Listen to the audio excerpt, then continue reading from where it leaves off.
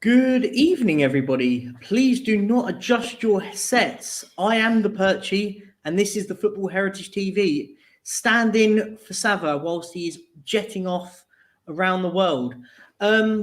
Welcome to the guys. Big up everybody in the chat. Marlon, welcome. How Thank are you, you. mate?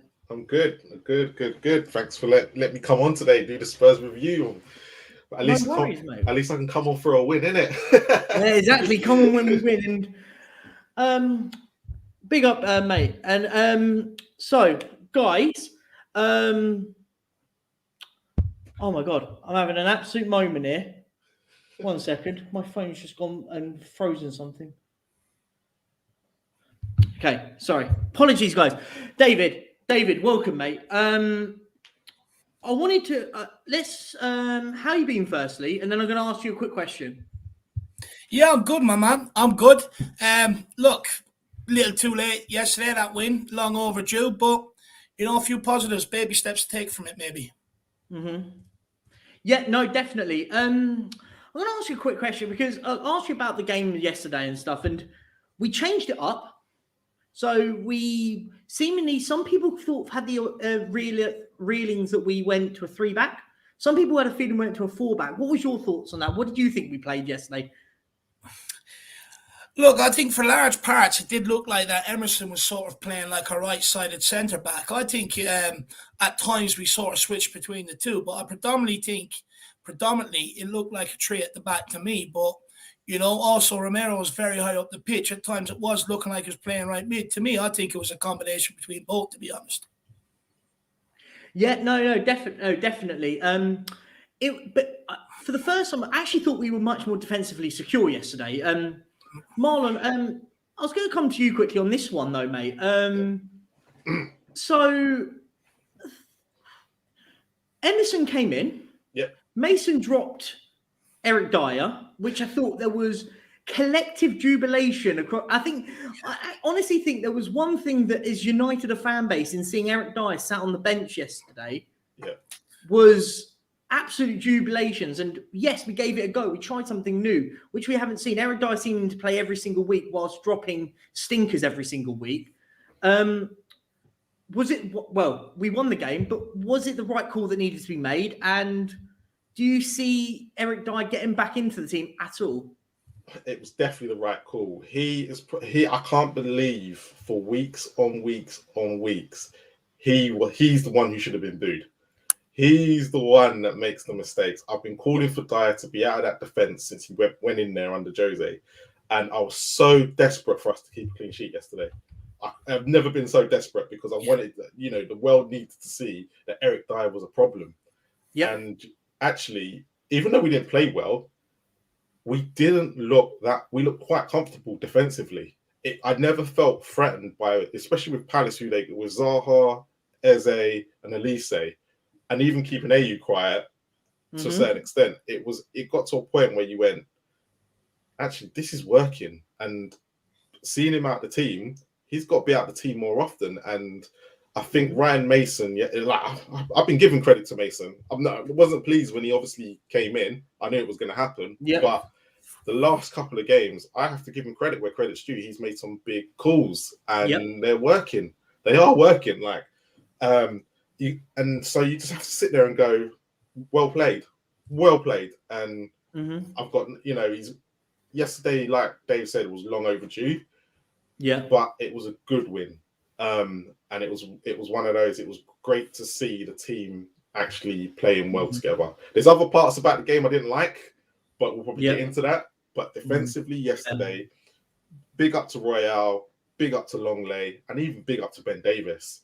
Because you've slipped me onto what I was just going to talk about next, which is Ben Davis. That was the greatest transition ever. Because I was just going to say, I knew. The other big change he made was he took Ben Davis in and dropped Perisic, which I've been very critical of Perisic. I genuinely don't think. I think he came in and I think he hasn't set the world alight. I think he's come in and I think we've already noticed and realised that he can't hack the pace of this league. I think we can. Yes, he's good on a dead ball. He's a great dead ball specialist. Great, like on a corner, he can whip a ball in. And Dave, just what do you think that actually worked in bringing in Ben Davies into it? Because for me, I think it worked in the sense that it allowed us to shape into a back four when defending. Because I think what Craig's put here was right. Whilst we defended with 4 defenders. What it did, and the best thing what I found is it freed up Pedro Porro. Yeah. Which I think we could probably agree here, guys, that Pedro Porro defensively is not good enough. And we've witnessed him being very poor defensively. Yesterday, I felt it freed him up. And he got into position. It was his cross that got into the box, and was Harry Kane's great header. So what are your thoughts on that bit? Look, I think when it comes to Pedro Porro and also Ivan Perisic as well, to be honest with you, I think we've got to realise what we brought them in here for. At the start of the season, we were playing Emerson and Sessegnon and that, and people are going mad, saying it's too defensive, stuff like that, you know. They wanted to see attacking players in there. Now that we've got them, we criticised them for their defensive ability. But when we had defensive players in there, we criticised them for going forward. Now, obviously, it's different arguments to make, because earlier on in the season, we've got to remember, we got off to our best start to a season ever. You know, and we look defensively solid. So none of their like Perisic's defensive abilities wasn't really called into question. There was a time we were praising him because of the dead balls that he was taking, and we've struggled with dead balls, a dead ball specialist for years years. And now since Eriksen, now we've got Perisic and Porro who can also take them. But when it comes to Perisic and Porro, for me, you can play them when you've got a steady back three that can defend. You've got a goalkeeper behind them.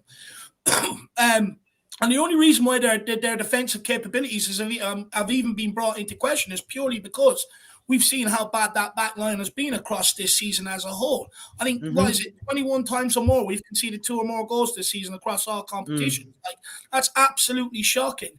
But when you've got a solid back line like we produced yesterday, you get to see the very best of Porro. No one's talking about his defensive abilities because he had to do it very, very rarely.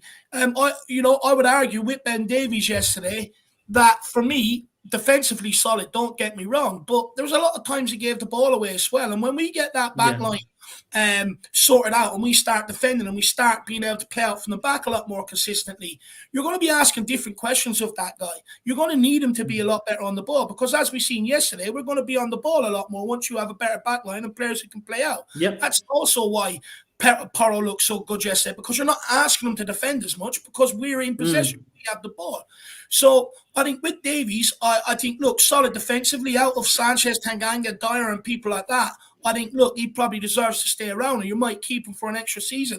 But I'm telling you now, if we get a good backline next season in place, we will be asking different questions about Ben Davies. We'll be saying how bad he is on the ball, how he lacks on the ball. At times he got the ball on the left-hand side. He didn't even open his body to go forward.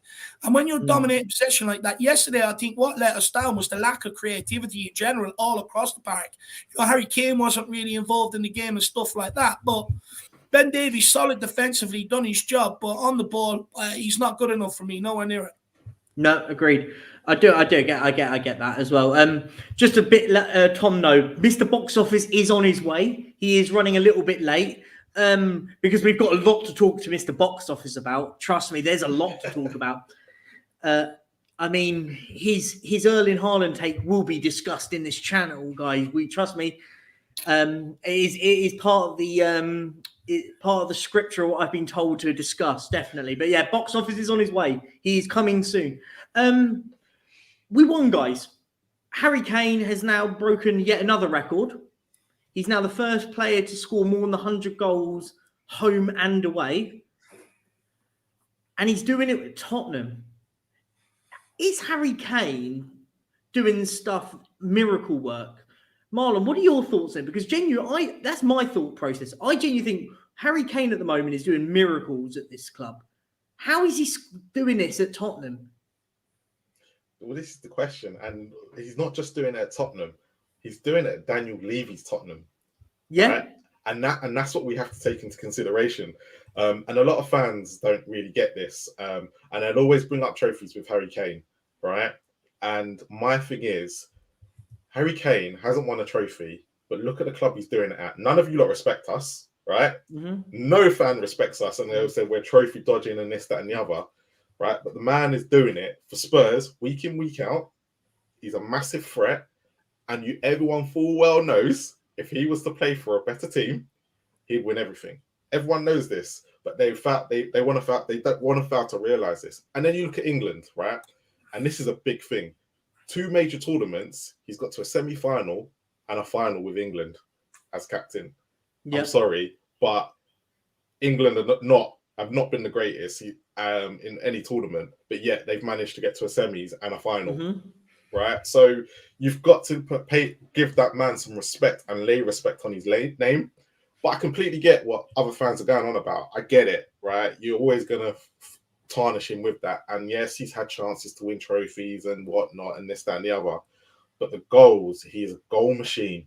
And I think when it was really weird, because when Jose got here, I remember talking to one of my mates, a QPR fan, and in the first couple of months, I said, Kane's game's changed, right? And he was like, what do you mean? Because Kane is brilliant as it is. And I said, no, he's added more to his game, and he's a phenomenal player. And sometimes we all forget that. He is a phenomenal footballer. Like, if you look at him and Haaland's great in the box. Haaland's the one who's going to get you goals. But to hold up play, bringing other players in, that's where Kane's exceptional. And you know what? I'm glad we appreciate him. Sometimes we don't, but and Kane sometimes needs to get criticised. Because I was very surprised. Dave just said yesterday he wasn't being very creative, right? If Dave's saying that, he didn't have a great game because he's the biggest Kane fan going. But at the same time, I can criticise Kane because I'm a Spurs fan. But you criticise Kane, I'm coming for you because I know how good he is. No, I agree. Listen, I'm one of those. You're bang on in what I say. It's like people might start calling me Captain Javiana because I'm going to flip flop a little. I'm going to start flip flopping a little bit. I do actually flip flop a little bit with Harry Kane because Harry Kane's my favourite player. Like, I'll say it. Everyone knows that. I've criticised him as well because I sit there and go, he should have won stuff. But you could argue, but then I also flip it when people go, oh, he needs to go and win something. And I go, wait, hang on. He needs to win something at the highest level, right? When people just say he needs to win something, so what? If he goes and plays at Shamrock Rovers, goes and scores 1 million goals from next season and wins the Irish League, are people going to start going, oh, he's won a trophy now? It doesn't. I think, do you know what? Do you sort of get my point? Is he needs to win the Champions League, the Premier League, the Bundesliga. If he won an FA Cup, you could argue the same argument still stays. It's just that he still won a cup. But you could argue that actually, even still, and that's where my argument always goes. Because when I just hear the notion, well, what's he won? Well, what he has done individually is he's won goal scoring trophies, golden boots. He's won what's the creative one? The Playmaker of the Year award he got, didn't he? He got that at the same time. So individually, he's won Player of the Month and all that lot, like individual trophies. But for me, I think the achievement of him doing what he's done at Tottenham, and I genuinely said it, in the last decade he's been here, he's basically made Spurs relevant. You could argue Pochettino, maybe, and you could argue certain systems have got the best out of Harry Kane at this club. I thought Jose got a lot out of Kane and found a system. It wasn't great and it wasn't pretty, but he found a system for him to go and score bag loads of goals. Same with Heung-min Son. So I do see it like that. Dave, what's your thoughts on it with Harry Kane? Because I genuinely think this man is incredible and probably deserves more than what he gets at his football club. Look, 100%. I think when it comes to Harry Kane, I think the only mistake he's probably made in his career, in his life, is choosing to sign that contract at Tottenham when he did. If he could have foreseen the issues that were going to come down the line, I don't think he would have signed it at the end of the day. I think that's probably the only bad thing he's done. But to flip that, everyone moans about no loyalty in football nowadays, this, that, and the other. The guy's been a one-club man. Yep. That's not spoke about enough. The respect is not there enough on that. Since the Pochettino era, I'd argue that Kane and Son have carried Tottenham Hotspur. They've kept them up at a level where they shouldn't be with some of the other dross we've had behind him. You can make the arguments about him not winning trophies, but at the end of the day, I mean, You know, he wasn't fit for the Champions League final. We all know what it's like to play when you're not fit. You're nowhere near the levels, nowhere near the capabilities of doing what you used to do. And also in finals, it's down to all 11, not just down to Harry Kane. And this is what everyone says. It's always down to Harry Kane. It's not. There's everyone else around him that has to perform and support him. It's a team game. At the end of the day, if you put the chances on the plate, he'll take them. But we have like, you know, that final against Man City. We were absolutely dreadful, pinned back for most of the game and stuff like that. Like, you can't put absolutely everything on Harry Kane.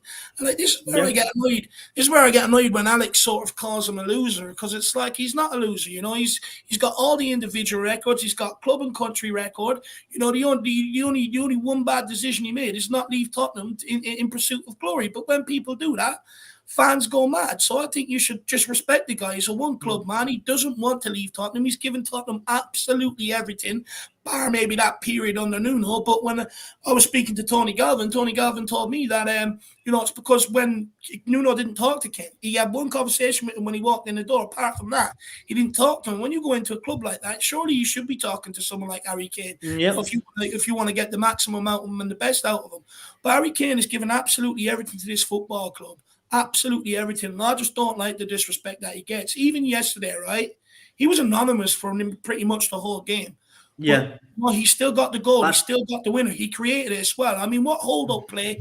Ball out to Porro. You know, the guy's got eyes in the back of his head. Straight over, out to Porro. And what a delivery by Porro. And Kane's just there to put it in. I tell you what, I was going to say the ball to Porro as well was from Kane was quality. People talked to said he wasn't passing, but that delivery to Porro was unbelievable.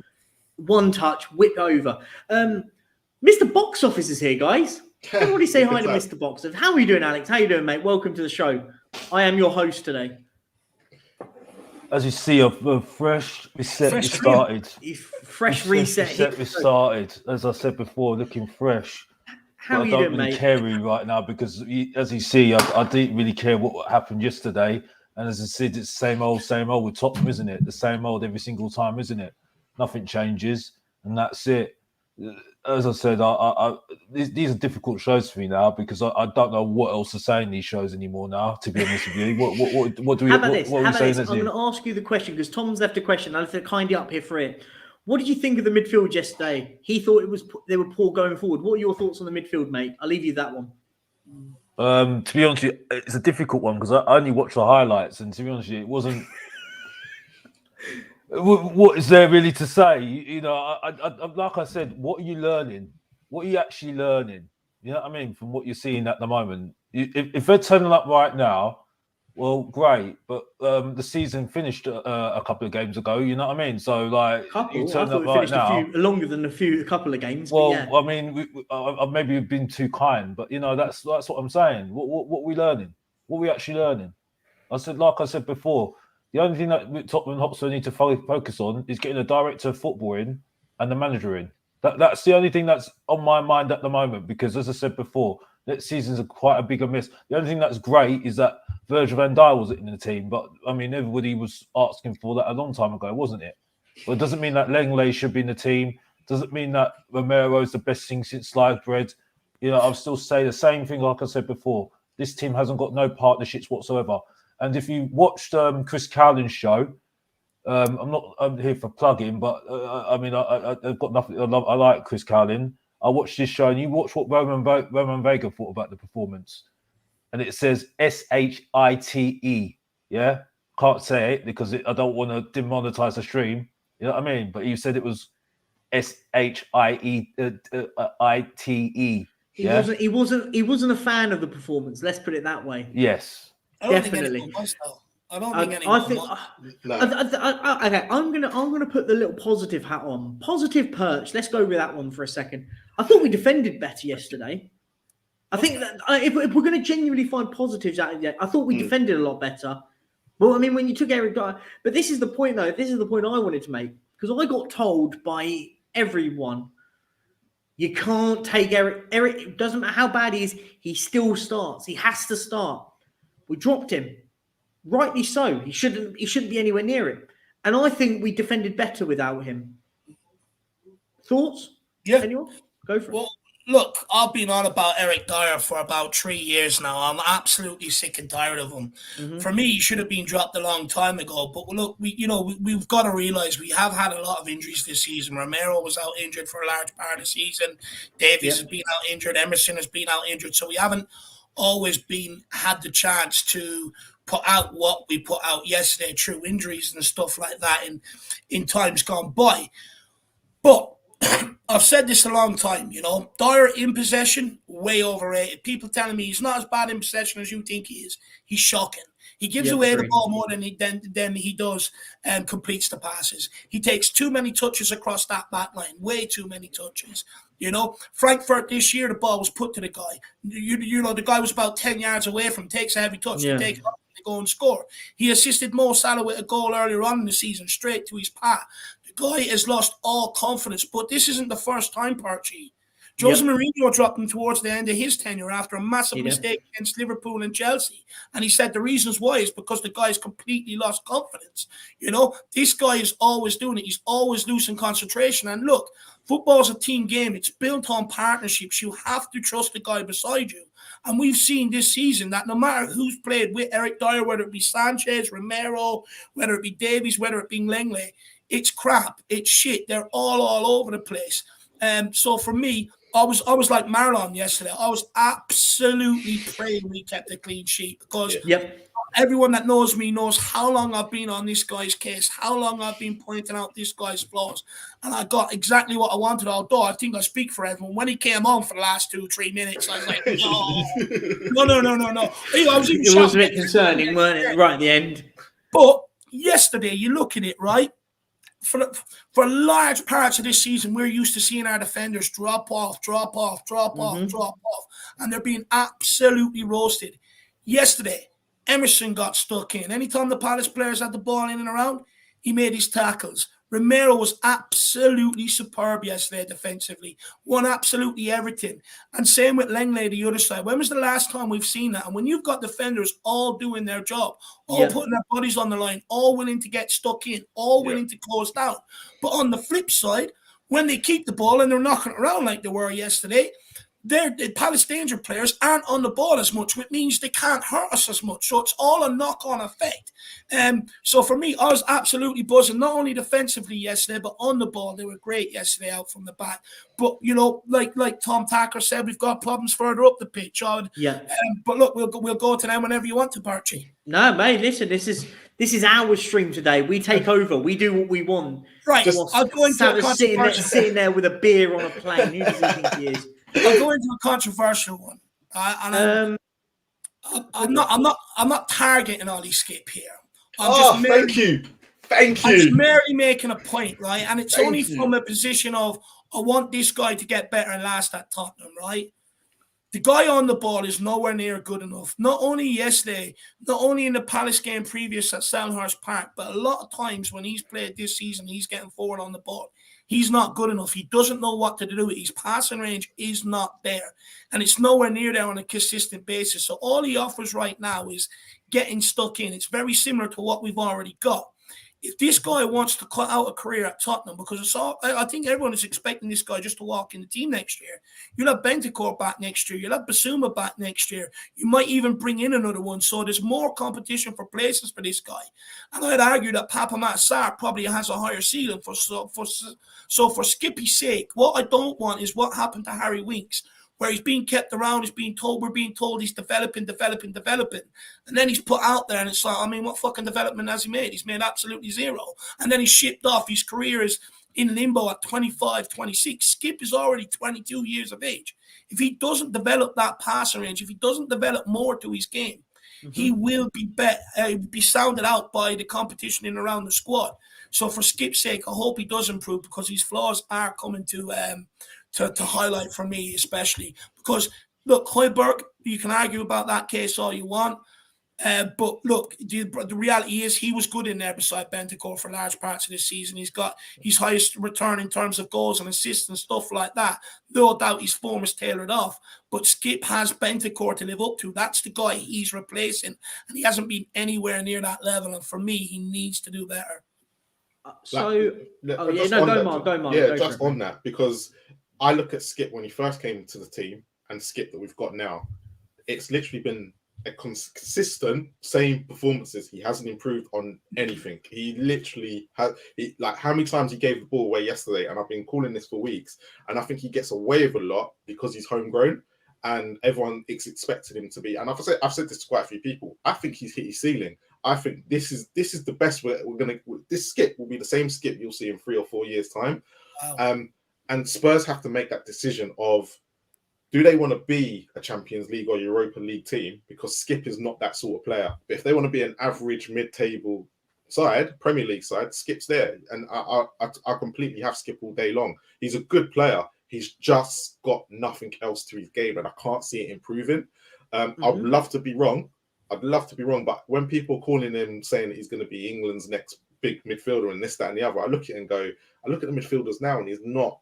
I've seen how they've improved over the years from when they were his age, and Skip's just not that sort of player. And I think there'll be other players coming through behind him that will offer a lot more. And like Dave said, so I was there in Milan when they both played, and I personally said Sa was the better one out of the two. Skip played well. Don't get me wrong, Skip played really well, but out of the two, I feel every time I've seen Sa play, even in that defeat to Newcastle and Arsenal where he started, I just see there's a lot more to come from him, and with a better manager and probably more an attacking manager, I think we can get more out of Sa.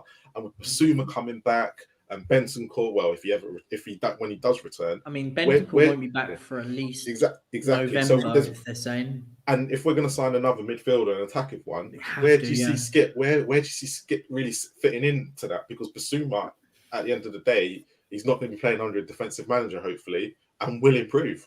So it's a difficult time for Skip. Skip's got to make some decisions here, and what he wants to do and how he wants to improve his game. I'm going to say something here with Skip, because I do agree. I don't think he's at the level that we need at the moment. But I think playing him next to Højbjerg hasn't helped him one iota. I think Højbjerg is not the player that you need next to him. He realistically needs to be playing next to somebody that can help him along with it. I think Højbjerg doesn't do enough. I don't think he's that good. I'll be honest. I think Højbjerg's really average. He gets lauded at our fan base, laud him up, and I think, what? I don't get what other people see. Does that make sense? I think it hasn't helped him having to play. He's had to play next to Højbjerg because of issues in midfield at the time. So I don't think he's good enough long term. I think he'd be a good enough squad player, but you need to develop. And I think someone hit the nail. I can't remember. You don't really know what he is, do you, at the moment? You don't know if he's a DM. You really don't really know if he's a box-to-box style or what role he is in that midfield. I think that's the key thing. Alex, what's your take on Oliver Skip? What's your take, mate? He's okay. Yeah. I think that's breaking news. No, Mr. Box Office thinks he's okay. It's like he scored a goal. I think it was against Chelsea. I think it was. Yeah. Everyone went over the top. I mean, I said he looked good. He looked better than Højbjerg last season when it was under Nuno. He definitely looked better than Højbjerg. You know what I mean? He looked better than Højbjerg all day long. Then I think he lost his way. He got injured, and he went back into the team. He's been okay. You know what I mean? I think it hasn't helped with the fact that he had a very good loan spell at Norwich in the Championship. He was one of the best players in the Championship. Ripped it up. That's because Spurs fans were voting for him to be man of the match every week. Well, no, but I think he was definitely from what Norwich absolutely loved him. From what I understood, yeah, their fan base actually did love him. They wanted him to pieces, and they wanted to keep him. Then he got injured. I don't think that really helped him at all. He started really well under Nuno, and he did start well under Conte as well. But I think the injuries didn't really help him as well. I don't think him playing in different teams, sort of different styles, hasn't really helped him either. I think the same thing with Winks as well at the same time as well. But I do agree with what Marlon's saying. I do think there is a glass ceiling with him. But again, this is again coming down to partnerships and how do you make up with the side. I don't agree. Just going back on that back four, I don't agree with that at all about the back four. I think at the moment, I think Emerson can only do so much. He's another Wan-Bissaka, and Wan-Bissaka is not good enough for Manchester United, who are in Champions League. Yeah, so Emerson's not good enough for us, who we want to try and aspire to be Champions League. So there's no way he's going to be good enough for us at all. A foreign player as well. So for me, sorry, out the door. I'm sorry, Lenley, no, sorry. If you think if we're going to start taking leftovers, you know what I mean? We've had leftovers for so long that I've had enough of it now. I want a better partner. I want somebody that can actually fit what Romero needs. Yeah, a good partner that fits what Romero is all about. You know what I mean? Like a Vertonghen or the Virold, Dawson, Ledley King. That's what I need. That's what I want to see. You know what I mean? And that's where we need good recruitment. Maybe try and get some Brighton recruitment ideas from them, because they do really well these days, don't they? And Davis, well, you said it yourself, David. You said it yourself, David. Yeah? You were telling me about this guy. Yeah? You were telling me about this guy. Yeah? How many times have we been arguing about Davis? Yeah. And now I'm on to your side now, bruv. Keep the same energy, bruv. Keep the same energy. Yeah? I'm sorry. Højbjerg, like, listen, you know Ellie. You know Ellie, yeah? She's the biggest fan. So we get it all day long, yeah? But what was I saying? Remember that infamous stream we did with me and Jack got really heated when I told him about Højbjerg, yeah? He said he's bang average. Look who's telling the truth now, bruv. Look who's telling the truth now, bruv. Hey, I've been saying he's been bang average for a while. Yeah? Who needs to be respected now, bruv? Yeah? When expressions is going on his settee, chatting rubbish, saying, "Oh, I don't like it. I can't go to games anymore. I can't do it anymore." Who's had the same energy every single time? Mr. Box Office, the main event, and that's it. And that's all you need to say. Mr. Box Office talking the truth again, and that's all they need to say. Back to you, Jack. I'm done. Let's go. Back to me. Yeah, back to me. I mean, we've completely digressed. I love it, but I'm going to go back to Oliver Skip for 1 second, by the way, because that's where we were talking about. We end up talking. I love it when Alex just goes on one. It's brilliant. My concern here is with Oliver Skip is I think I've kept it on the screen for a while with what Max has said. We're going to keep him here because of one problem. We don't have enough coming through our academies at the moment.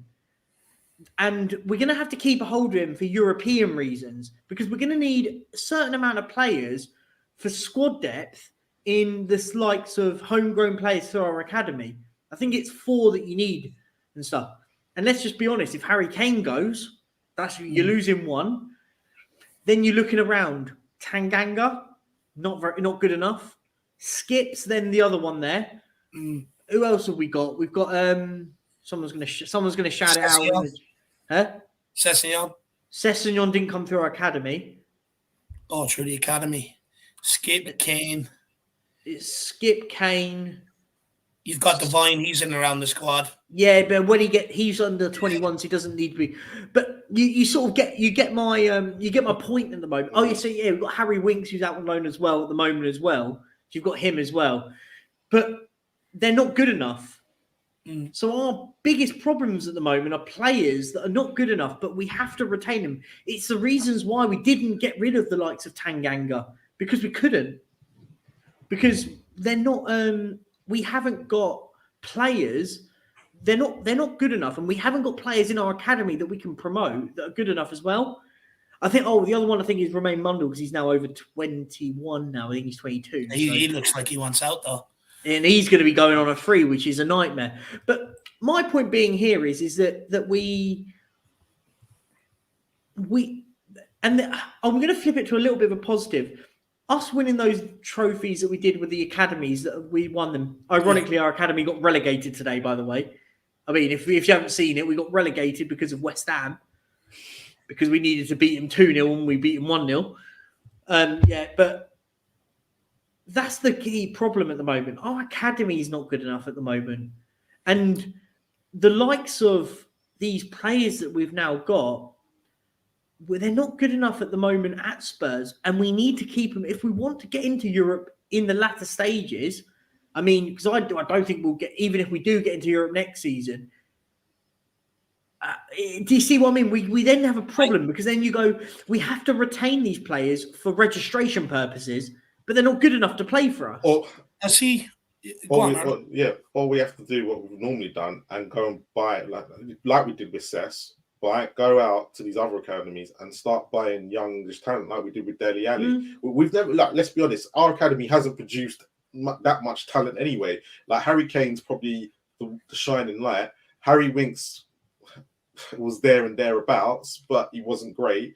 And then if you look before that, no one really came from our academy. We've never had a great academy. What we've always done is bought young English players and brought them through, and that's probably what we're going to have to look at again, because we're nowhere near. Well, our academy are not playing now. Then Daniel Levy's bringing in managers now that are not going to play the academy. You're just stuck in a situation here because, like you said, Mundell wants out because the last two managers have both been no youth. So you're completely stuck on what you're going to do. So yeah, it's difficult. The whole thing is difficult. When it comes to the academy, I don't blame the academy, guys. I think it's the next stage. When they come out of the academy, we're sending them out to other clubs for them to nurture them. We're not even giving any of them a chance. Like, we can sit here and moan that our academy aren't producing players, but the reality is Madueke didn't sign a contract, went to PSV, backed himself to play first-team football, was signed by Chelsea for huge money. Marcus Edwards at the time, same thing, left, went to Portugal. They're not going to be long before you see him make a big move out of Sporting. And there's been other examples. Dennis Serkin left. He's gone to Sunderland. He's now playing week a lot of the time. There's been plenty of examples of this down the years. There was a guy called Lewis Binks. He ended up leaving and going out to Italy and stuff like that. You got to look at it. You got Dane Scarlett, rated across England, rated in the England setup. You've got Alfie Dorrington, rated in the England setup. You've got other players rated. Troy Parrott was rated in the Ireland setup for quite some time. The problem is we'll never ever know if they're good enough because we don't have a manager that wants to take a chance on them. Jose Mourinho was never going to take a chance on them. Conte was very rarely not going to take a chance on them. Nuno wasn't either. And for me, I don't think it's more so about the academy and truly producing the players, because for me, when I've grown up, this academy has always produced players. That's where Townsend came from. He done a decent service at Tottenham. Walker and Rose, we brought them in young, put them into the academy and then got them loaned out and stuff like that. I don't think it's so much the academy. I think it's where we're sending them on loan, how we're handpicking the loans. I was thinking about this the other day. There used to be a feeder club sort of system, and Man United were known for it. They used to send their players to certain clubs, and then the final one was sent out to Belgium. And then if they worked out there and they got good reports and, good game time and all out there, they usually got a chance in the first team. We don't have anything like that in place. We're sending them out on loans, and they're getting lost. They're not playing this, that, and the other. They're not really properly being developed. There's no real clear pathway where you look at a player and go, right, you're going here on loan. We know this manager, he's going to work with you, develop you. This is what he's specialist at. Then we're going to progress you from there to here. And then we're going to progress you from there to here. And then when you do well, you get back, you get shot in the first team. We're not really doing that. And how can we? You're playing players that have been here for so long, players that we've signed in cup games to try and get them into form so that a manager can use them in the first team, or so that we can recuperate some money. And this is where I'm at the point this season where we need to sort that shit out. We need to get that out. You look at Man United's class in 92 and the success that brought under Sir Alex Ferguson for about 2 decades. They won the FA Youth Cup that time. We're after winning the Under-17 Premier League Cup and the Under-18 Premier League Cup. And for me, I don't want to miss out on that generation. There's some gifted players in there. For me, it's about nurturing them. It's about where we send them out on loan. It's not so much the academy that's the problem. It's what we do when they come out of the academy and how we develop them after that. And actually, Dave actually made a great point, because actually it does go into our first team. He's right. Where we're loaning them is a problem. And then even when we're loaning them, who's looking after them when they're on that loan? Who's going out, reaching out to them and looking after them? And actually, I've always said this, when we make signings as well, and I'm going to use Ndombele as a prime example here, who was looking after him at the club to go, let him settle in? And I think everyone's going to go, but he gets paid this amount of money and this, that, and the other. But at the end of the day, they're still humans and they still need to adjust to a life in a different country. And I always find that Spurs don't look after these players, and that's a big investment they've made. It's kind of like they want Luka Modric attitudes, and you ain't going to get that with every player where they're determined within themselves. Sometimes you have to look at, especially with the overseas players, and they're coming to England. You got to look after them, and that goes with the academy as well. When they're being loaned out to everywhere around England in remote places as well, are you checking up on them? Are you making sure they're okay? Are you making sure that when you are loaning them out, you're loaning them out to the right team that's going to fit their system? Yeah. No, I have to say something. Can I just say go on, Alex. Go on, jump in, mate. I just need to say one name and one name only. That since it's gone to pot with the youth, since this guy left, John McDermott. Yeah. Simple agreed. as that. John McDermott. John McDermott was a leader, from what I understood. I mean, I think Stelios said it because that he's a coach and stuff, and he went to the club, and I think he's spoken about it a little bit himself on his channel, and he said that he was a leader. Unfortunately, since he's left, and there was a connection between him and Pochettino. When he left, it broken, and that's it.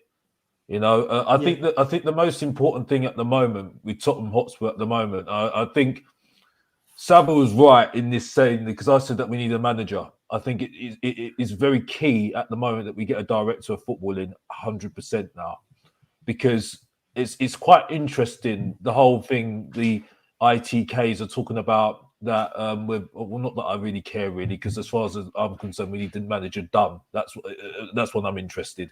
But Nagelsmann's interested. Nagelsmann's interested, but he wants to know who's going to be above him, who's going to be his boss. Yeah, I don't think Nagelsmann's going to stay. If he comes to Tottenham, I don't think Nagelsmann's going to stay that long. But the key thing is the director of football, okay? Because then he keeps that development going. You see what I'm saying? Because I think I don't really know a lot about Nagelsmann, yeah, but I can say that maybe he will start something off, yeah, right? Now, if he does really well, clubs are going to be circling him, yeah, so he might leave, okay? So it's going to be key for having a director of football. I would say Rangnick, 100%. You know what I mean? Makes so much sense, Rangnick, yeah. They worked together before. Rangnick knows the job, knows it all perfectly, right?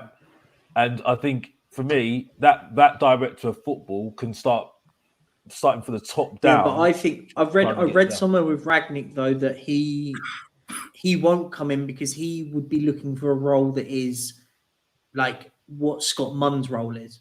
So like he won't be basically going to a lower level, if that makes sense. He would want to be the head man of it. And I read a lot of that. That's why I think that a lot of that reports haven't circumvented into anything. Plus, at the moment, he's manager of the Austria team. So I wanted to just sort of touch back quickly, guys, on something Dave mentioned was a great point about what Sir Alex Ferguson did with the youth players and stuff. Do you know what the thing is they never had actual affiliate clubs they went to. Do you know what he used to do, though, what Alex Ferguson was an absolute genius of doing? All of his ex-players that were managers, he would go, do you know what? I know them. I can trust them. So I can trust these young lads. When likes of Steve Bruce was at Sunderland, that's where the likes of John O'Shea went over to. Do you know what I mean? They'd all used to seem to go to sort of people that Ferguson knew. It's why Everton seemed to get a lot of youngsters, because he was good mates with David Moyes. He would allow these lads to go out on loan to people he knew, so he could trust that they're going with people they can trust, and if they'll get the right out of them. And it was just another thing that Marlon touched on, is about what do we do with these youngsters. We don't have a plan. We don't let these lads go out on loan to teams that play similar football. There's no sort of real. It's just, do you know what? We're going to find you a loan and we're going to let you go on loan. It's just we'll deal with it in the summer. How can you pick a system for them to go out and play into? Exactly, because we have a new one every 6 months. Yeah, exactly. Yeah. No, you're absolutely right.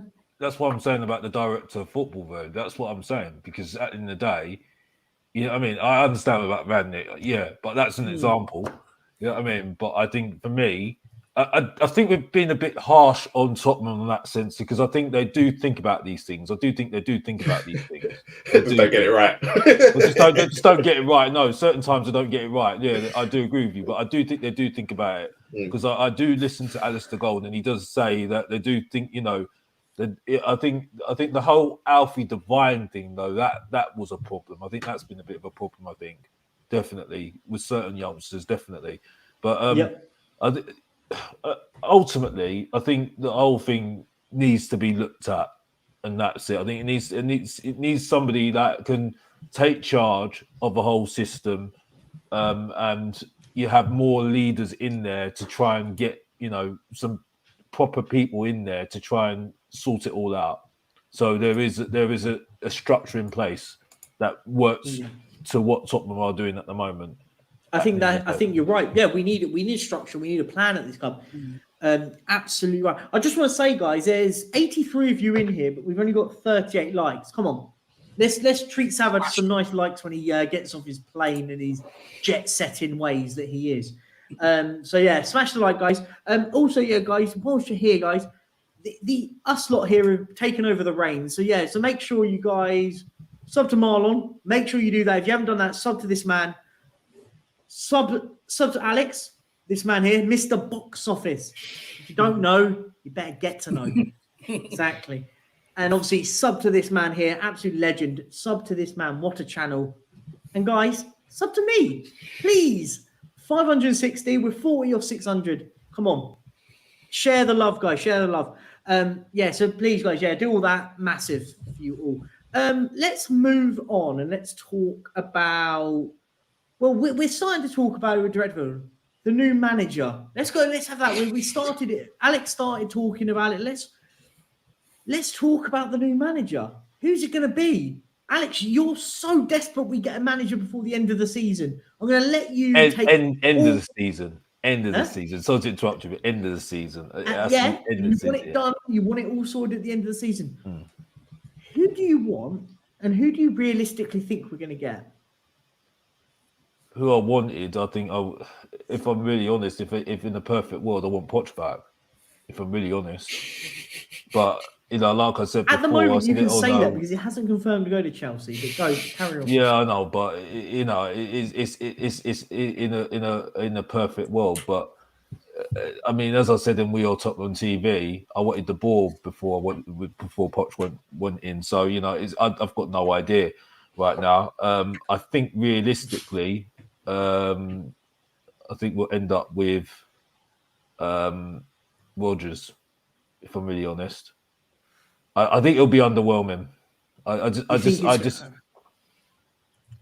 it'll be underwhelming. You know what I mean? So I think that's my thoughts at the moment.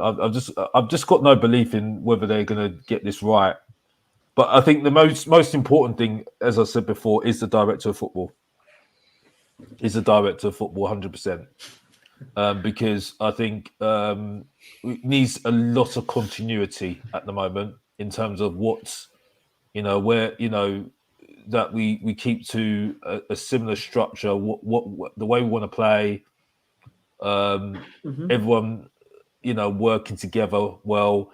The whole scouting network needs to be sorted out properly as well. And I think with the head coach, I think that's what they need. They need that, so you can get, so everybody knows what they're doing, know their jobs, and they're all working together. I think at the moment, it's just there's just too many cooks in the kitchen at the moment. Because I think with the structure of that strategy, put in place, I think there's a lot of people that are working at the moment, and I think they're all getting in each other's way. If you know what I mean, I don't think the structure's working in terms of trying to find the right sort of players. You know what I mean, that complement the players that we've already got as well. I don't think that helps the manager as well, and I think that would help the head coach that we bring in as well, because I think we're going to get in hopefully the profile manager that we're getting. I don't mind the list that they've got right now, to be honest with you. I just think they should try and make sure that this gets done by at least by the end of the season. That's the only thing I ask for. because you can't leave this till June. You can't. You just cannot. You know what I mean? I've said why. If you don't know, get to know. Watch my channel, Mr. Bots off the TV. I've said it already, and that's it. That's you, Perchy, to say something, and that's it. Marlon, I'm gonna give it to you now. Give you the reins, my friend. Yeah. Alex wants Pochettino, but thinks we're going to get Rodgers. What about yourself? Who do you want? But who do you realistically think we're going to get? Do you know what? This is the one situation I do trust Levy. I don't know. I'm not a lot. I hate Levy, but this is the one time I think even he knows when it comes to managers, he's always pulled it out. He's always pulled it out of the bag, right? Nuno was just a mistake from Paratici. You know, because they couldn't get Conte in and it was down to money, and he learned his lesson when actually the second time round he went and got Conte. He got Jose in. Yeah, Poch was underwhelming, but Poch was a panic after the whole, was it Van Gaal going to Man United, because it was between us and Man United to get Van Gaal. And that, you got to look, he was going to get, Van Gaal was pretty much close, but it was only because Man United needed a manager while he went there. So I think, and I'm going to go out and say this, and I'll probably get clipped later on, but I think it's going to be Nagelsmann. I think we'll get Nagelsmann. I think it's already a done deal. I think the only thing that's now the biggest issue for both parties is who, like Alex said, who's the director of football. And I don't really expect the manager to be anyone else. So I'm going with Nagelsmann, and I'm sticking with. I want Nagelsmann as well. I think Levy's tried to chase him before. He wanted him after Poch. He wanted him after Jose. But Bayern Munich came up the second time. He didn't want to leave Leipzig at the time when the Poch left. So it's one of his favourites. So I think he's going to pull out all the stops to go get him. And I think they flew out to Germany a couple of weeks ago or a week ago. Yeah. So I'm expecting it to be Nagelsmann now. And I think there's just going to be a lot of dead rumours over the next couple of weeks, because that's what people want to do. They just want to throw these names out there to try and think. But I think it's Nagelsmann's job. I think he's agreed. And he's gone, show me who the director of football is, and I'll sign. No, but Marlon, I think I'm very much one for wanting Julian Nagelsmann into this club. I think he's the right manager and the right fit for us at the moment. Yeah, and I think the key thing is if he does come in, as a fan base, we have to go, do you know what? This lad is going to need time. He's a young coach. Very young coach. I think he's 35. I mean, I think Hugo Lloris is older than him, if I'm right in saying. And he's a young coach that is not going to be one of those that you go, I expect him to go and do X, Y, and Z. No. I made a statement a couple of weeks ago with Nagelsmann and said, if he comes in, I'd happily, if we had a proper plan and action and went, as a club, we don't care where you finish for the next 2 seasons. As long as you don't relegate us, then we'll obviously have to just sort that out. But it doesn't matter if you finish 6th or 16th, basically. But the plan is we want you to we're going to get rid of all these players that you don't want, and we're going to bring in who you want. After the 2 years, once that's happened, we then will judge you. We'll go, do you know what? You've now got your squad. I expect we now want Champions League football and doing this, that, and the other, and we're going to play this way. Blah, blah, blah, blah. Proper plan of action. But my concern is that he might be the one that comes in. And as I said, I want him in. I genuinely do want Nagelsmann to come in, because I think he would be he would get me excited for next season. I go, we've got a good manager in, young, hungry manager. But if it goes wrong after a few games, as a fan base, we can't be going, well, there you go. He's wrong. He's the wrong manager. Like, la. We tried it with this. It doesn't work. See, we tried it with this project. We're in such a mess. And we're not just the first team. The academy's a mess. The whole structure at the football club's a mess. And these managers now have to come in. We have to get the right director of football in. It's not the sort of... We're not a transfer window away from solving our problems. I genuinely think we're 4 transfer windows away from really sorting it out. We're not the likes of Chelsea, which can go and throw 600 million quid on the out there and go, boom, there you go. There's a young squad sorted in 600 million quid. Well, before even getting rid of anyone. Dave, I'm going to ask you, what about yours? I haven't asked for yours, mate. Who do you want, and who do you think we'll get? Look, I'm like Alex. I'd like to see Pochettino back here. I think he deserved it the first time around. But look, I also think Pochettino's clever. I don't think he's coming back here with some of the players that got him sacked, and considering they still have a massive say around, right? Look, for me, I also agree with Marlon. I think Nagelsmann is more or less nailed on. I think we're waiting for the director of football, and I think that'll be announced as a package. However, with Nagelsmann, I see the possibilities and what he could do at Tottenham given time. But this is the biggest thing, Percy, is the time. Like you've alluded to, I've warned for many years that you keep hiring and firing managers at the rate we are, this mess is going to happen. And now we're in the midst of it. And now everyone's calling for time. And, I've been calling for this for a long time. You've got to give a manager time to sort it out. Get rid of players. Like you have a culture at Tottenham where you've got players going into the manager like we've seen with Jose Mourinho, right? In the documentary, Danny Rose asked for playing time. I don't like your answer. I'm going to go to Daniel. Ben Davies had a falling out with Nuno. I don't like being a part of the B team. I'm going to Daniel. And who's benefited from it? These guys. And are they producing from benefiting from it? No. And this is the problem. So, we as Spurs fans, I feel like a bit of a fraud asking Spurs fans to give a manager time because, we've given so much time, over decades of time to try and get trophies, and it just hasn't happened. But we're very quick to, even with players coming in here, we see it. And look, whether you like Paratici or not, the same with director of football and management, people are very quick to judge them. People are very quick to write them off, same as players. And we can't do that. We've got to sort of. You've muted yourself, mate. That's incredible. My bad. I was like, you got to let a manager get his feet in under the table. What he may envision first might encounter problems down the road, but you've got to back that. Instead of sacking him on them, you've got to back him, and you've got to continue to invest in a guy and ultimately let him sort this mess out. Because not only does he have to sort out, a good team on the pitch that we want challenging for trophies, but he's got to get a lot of shit out of this club, players out on loan and players in and around the first team. He's got to then clear a pathway and build that connect between the first team and the academy as well. So a lot of this is going to take time. He's going to need 3 to 4 years. However, I think he's a good coach. I think he's a good man management. He has history of bringing through young players, this, that, and the other. But what cost him his job at Bayern Munich was his personal life. And it's very, very, similar to what we were under this season with Conte. Conte had a lot going off the field, was missing games, this, that, and the other. With Nagelsmann at Bayern Munich, he left his long-time missus. He ended up going off with the reporter who was reporting for Bayern Munich to Bild at the time, having an affair with her and that. And ultimately, he got distracted. Everything got distracted.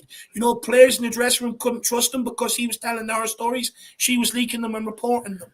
And it all came to a disconnect. His off-the-field life cost him that job at Bayern Munich. And if he hasn't got that sorted out, for me, I worry about the appointment of Nagelsmann, that it could all come crashing down in tears yet again in a year's time or even quicker than that. Because one thing we need at this football club is the manager to trust the players and the players to trust the manager. Yep. So, we've seen how Conte's off-the-field issues cost us this season. We can't have the same again next season. So if that's not sorted out, I'm a bit dubious on the appointment. However, if that is sorted out, this guy could take us forward. Agree. No, I absolutely agree. I think he can take us forward. I think, and when I say about, and I know what you were saying in the sense of, I get what your point was when you're saying about we've suffered a lot and we've given enough time and stuff. My point was more on the concept of I don't think we're in any. I understood it when we got rid of Pochettino and we brought in a Jose Mourinho and went, do you know what? I expect it now. We brought the best in. Now go and win something with the best. Same with Conte as well. I expected us to go out there and win stuff straight away. We brought in a big name manager. Go out there and do it. I feel it's different with an Nagelsmann because I genuinely think we're at such a state at the moment at the club. We've got too many players that aren't good enough. Way too many that aren't good enough.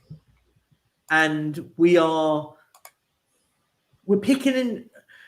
We're at the stage where we need to do it properly now. None of this. Okay, do you know what? We're going to buy you 4 or 5 players. we're going to get rid of these, send them out all on loan, and then we'll deal with it next summer. For me, I would take 2 years of just not finishing anywhere, mid-table, here or there. Heck, and also this is the other point. If this rebuild or build or whatever you want to call it, restart, call it whatever you want.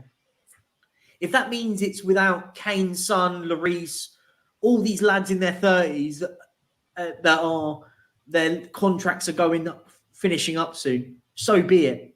I'm one of those. I'm a bit like Sava as well when he says, so be it. If it means that we have a proper plan and a proper strategy going, do you know what our strategy is post Harry Kane? If it means he goes in this summer or next summer or in January, whatever one it is, one of the 3 windows, it doesn't really matter. But our plan is do you know what? We're identifying this player to replace him. Won't get as many goals because we're going to bring in this player and this player. And ideally, we're going to look at what Arsenal are doing, using them as a great example because Jesus doesn't score a load of goals. I think he scored 9 all season or whatever it is. Yeah, but he's been out injured for the majority. He has been out injured, yeah, I know. But my point being is if you look at what Arsenal do, is all their goals are very much collective. They all seem to have about between the sort of 12 and sort of 9 goals. So collectively, whereas if you look at ours, Kane and Son are the only 2 in double figures this year. I did this on Monday with Jacob. Who's next? Does anyone genuinely know, without looking in the Premier League, after Kane and Son, who's next? It's got to be Højbjerg or Bentancur, right? I'll let everyone guess first before I say the answer. I'm gonna go Højbjerg. I'm gonna go Bentancur because he did get. Alex, who do you think? Højbjerg or Bentancur. With Bentancur scored 5. Yeah, I thought it might be in the league. I think he scored 6. He scored 6 in total this season. But and he's not even he didn't even come in to score goals. It was probably the last person. But my point being is how many goals has Kulusevski scored in the league? 2. Not a lot. 2. Yeah. First day of the season, and I can't remember the other Eric Dier scored 2 all season. Højbjerg see my has point? Similar to Bentancur across all competitions. Doesn't he? Højbjerg has 5 or 6 goals this season. Yeah, I think Højbjerg's on 4. I think 4 or 3, one of the 2. But I looked at it on on Jacob's show. Me and Jacob were just sort of going through it, and we couldn't believe it. And that was what my point that I was trying to make is that whereas the likes of Arsenal, where their 30 or 40 or goals go, we've got. I didn't expect him to come on, but he's popping on. Oh, Shawnee, what's happening, people? All right, Shawnee. He flip-flopped his way on. He wasn't coming. Now he is coming. Flip-flops and flat caps. It's the best night of the week. How's everyone doing? All good, mate. All good. No, we were just talking about moving forward at Tottenham. What would you like to see? I'll throw it to you because you've just jumped on. I'll throw you. What do you want to see at Tottenham in the likes of the next manager and what we do? Because we're just talking about post Kane, post Son, because these lads aren't going to be here much longer, maybe 2 years. Do you want to start seeing an actual strategy now that we go, do you know what? We're not going to have these players for much longer. What's the progress in moving forward? Yeah, I personally think Kane will be here for the rest of his career. I don't think he's going anywhere. And I think Sonny will be here for another couple of years, at least until his contract runs down. I don't know if he'll want to finish his career somewhere else, but I still want to see the same thing, regardless of whether they're here or not. I want to see better. I want to see cohesiveness, a plan. I want to see a good director of football that's got the control of the wheels, control of the reins of the club's footballing decisions. I want to see a footballing manager that's on the same page as the director of football. I want to see all of the abundant money that is coming into this club being made available for the footballing side of the enterprise, the organisation. And I want to see the money being spent better than it has in the past. And on top of all that, I want to see good bloody football being played. And I don't think that's too much to ask, Perch. You know, I don't even expect trophies, mate. I want trophies like everyone else, but for me, Like the foundation of what I demand is entertaining football first and foremost. That's all. I really want that, and if we can do that and get trophies at the same time, all the better. But I don't think it's too much to ask for Daniel Levy to get those two people in place, and then step back and then do whatever he's got to do with go-karting and all that crap. But then make the money available to the football club. Make the money available. Agreed. You know, and that's what I want. That's a great point. And what I was gonna touch on it a bit later. But let's touch on it now. Why not? In the sense of, I've always been of the premise of, I don't really care about all of these deals. And me and you have discussed this loads and loads. Because when I see people going, oh look, we've got a go-kart track and all this lot, and I sit there and go, the whole point of this stadium is to get as much crap shoved into it. The whole point of it, like if you do that, like in that side of it. So I'm not shocked by all that, but you touched on a great point.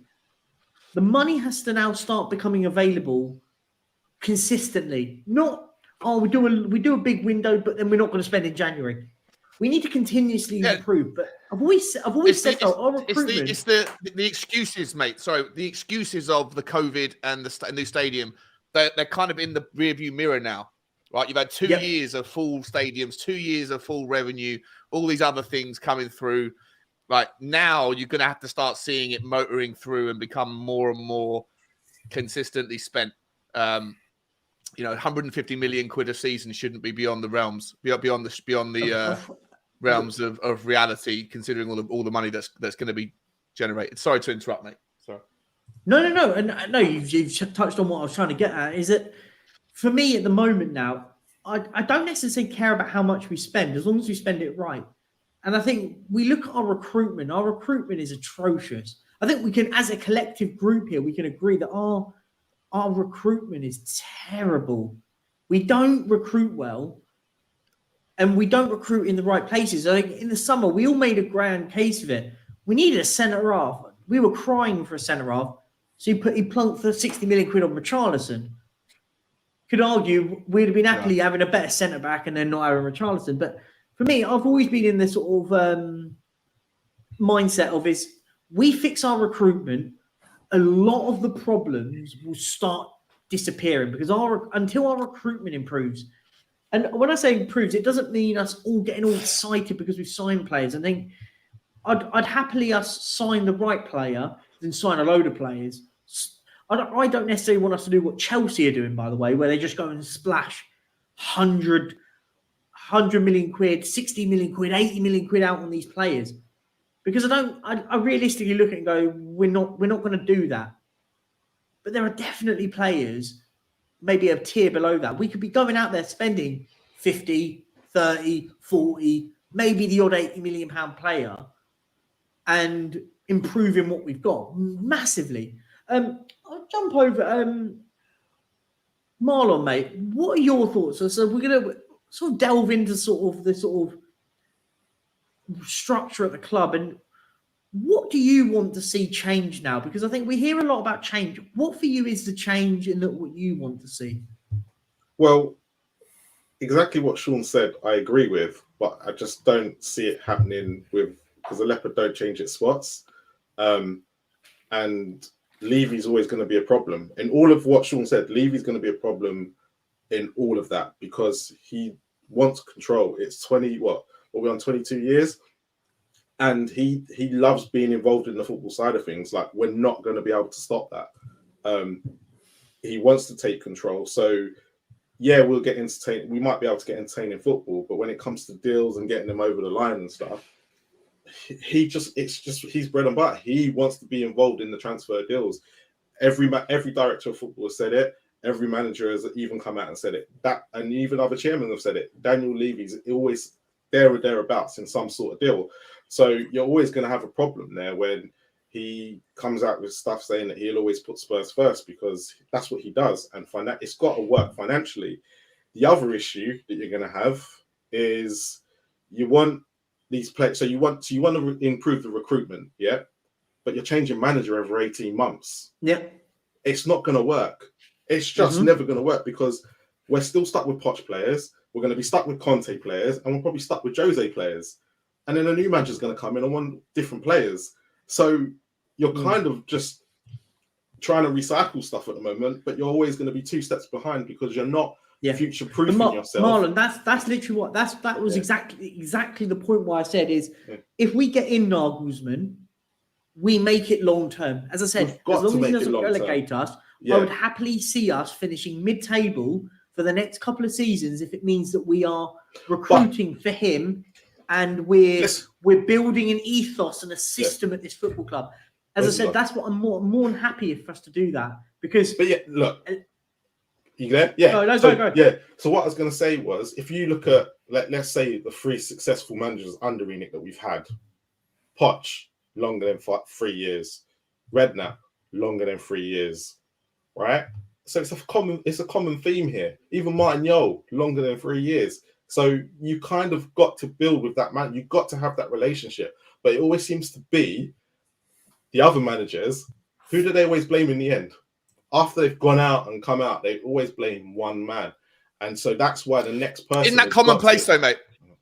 In that, isn't like not just playing devil's advocate. I'm not sitting here defending Daniel Levy, but everyone always wants to blame someone else for their... but very few people in life, in any walk of life, turn around and say, do you know what? I was right to get fired.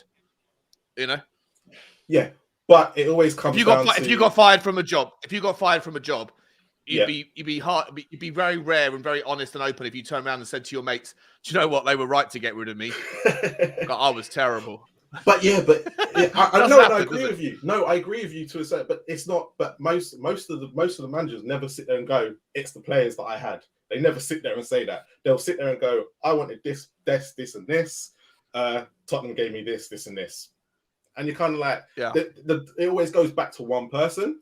And that's what I'm saying. So the next director of football and the next manager have to fit into Daniel Levy's mold and get on with him personally, right? Because Poch got on with him personally, and it helped their relationship and it helped the team.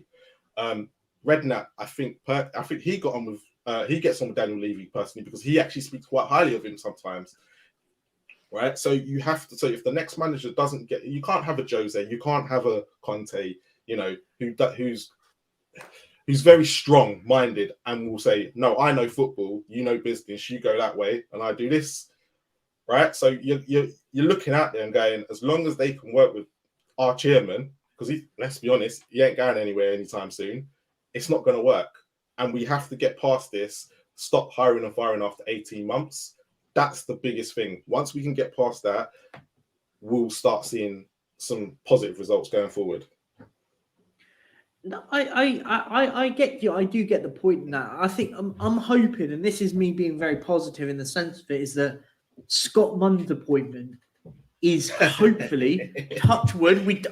Until because I see a lot of people. Paratici. Well, no, because Scott Munn's the level above though Paratici's role. So touch wood, and I am genuinely touching the wood on the table. Yeah. That. Oh look, we're all hoping. Huh? We're all hoping but the thing is, and I've seen a lot of people giving this man stick, and the guy hasn't even started his job yet. Do you know what I mean? Like, the guy hasn't even started his job yet. I'll judge the man, and when I see what he's actually doing, and listen, hopefully, this is the start of where Daniel Levy is actually stepping away from the football. Listen, I don't mind him if he wants to go and put WWE in the stadium, do whatever. Have The Rock doing all this crap, whatever, do whatever. I couldn't care less. Yeah. I just want the football to, as what Sean says, I want to watch us play good football and achieve with good football, improving the style of play, improving what we do. Definitely. Dave, what are your thoughts, mate? You haven't spoken much, so jump in, mate. What are your thoughts on it? You. Oh, the mute's back. Come on, mate. Amateur hour. How long have you been doing this? I think professional streamer nowadays. Yeah, professional. Well, look, I think one of the common denominators that we're seeing through all the manager and director of football coming out and speaking is that there's no trust there. Daniel Levy doesn't trust any of them. Mm-hmm. Now, what's the point of hiring these people for their expertise if you're not going to trust them? Like, if you listen to David Webb's interview, it's like, you know, He said, I know for a fact there's players in the door ready to be sort of get over the line that would have helped Tottenham progress in a certain direction. But for one reason or another, it's been pulled. And look, most likely, I'd argue down to finances because, especially at that time, we operated under a very, very tight wage structure. And it was more than likely players coming in looking for more than what your best player, Harry Kane, is on. And that's, Daniel Levy's never going to do that. But the problem is you just start trusting people around you. If a manager says he needs something, a manager doesn't want to come in and do a shit job and get himself sacked. He wants to come in and do a good job and go on and win things because it makes him look good. It ups his wages and everything else. So he's not always going to come, like, when he's coming to you, he's telling you what he needs for the benefit of him, which is for the benefit of Tottenham as well. A lot of the time, if you've got you've got scouts like what David Webb was, head of elite talent recruitment from 17s to the senior team, bringing people. Okay, you may not like the price, but sometimes you've got to look at the player and you've got to trust the guy, that this player is going to make it. And in the long run, you're better off spending this money.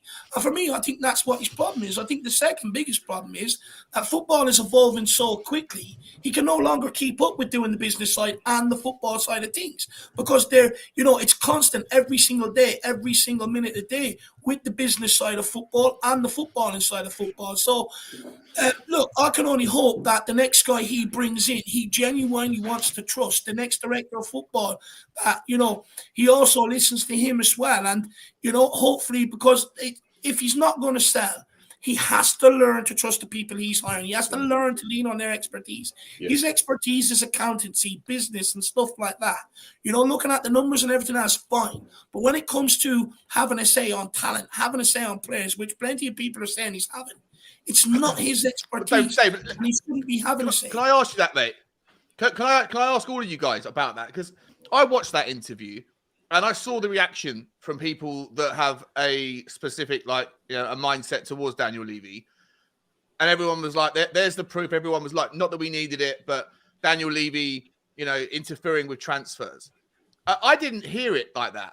I certainly heard, I share a lot of Simon Jordan's takes on things, right? But what I heard him say was in the first year, Daniel Levy maybe didn't give ultimate influence to Pochettino, but from the second year on, Pochettino had final say on whether the players were coming in or not. Yeah. But then he said, which is right, which is what you want to hear. And then he said, but he did say that Daniel Levy does give his input on. Yeah, he said he had an opinion. Sure. Yeah, he had an opinion on the person. Go on, mate. Yeah. First year, because you just said something there. He got trust in the second year, but he's the football man. Shouldn't have he had to say in the first year? Because actually, it's him that's coaching and him wanting to bring the players through. But he has to be trusted first. It doesn't. He didn't.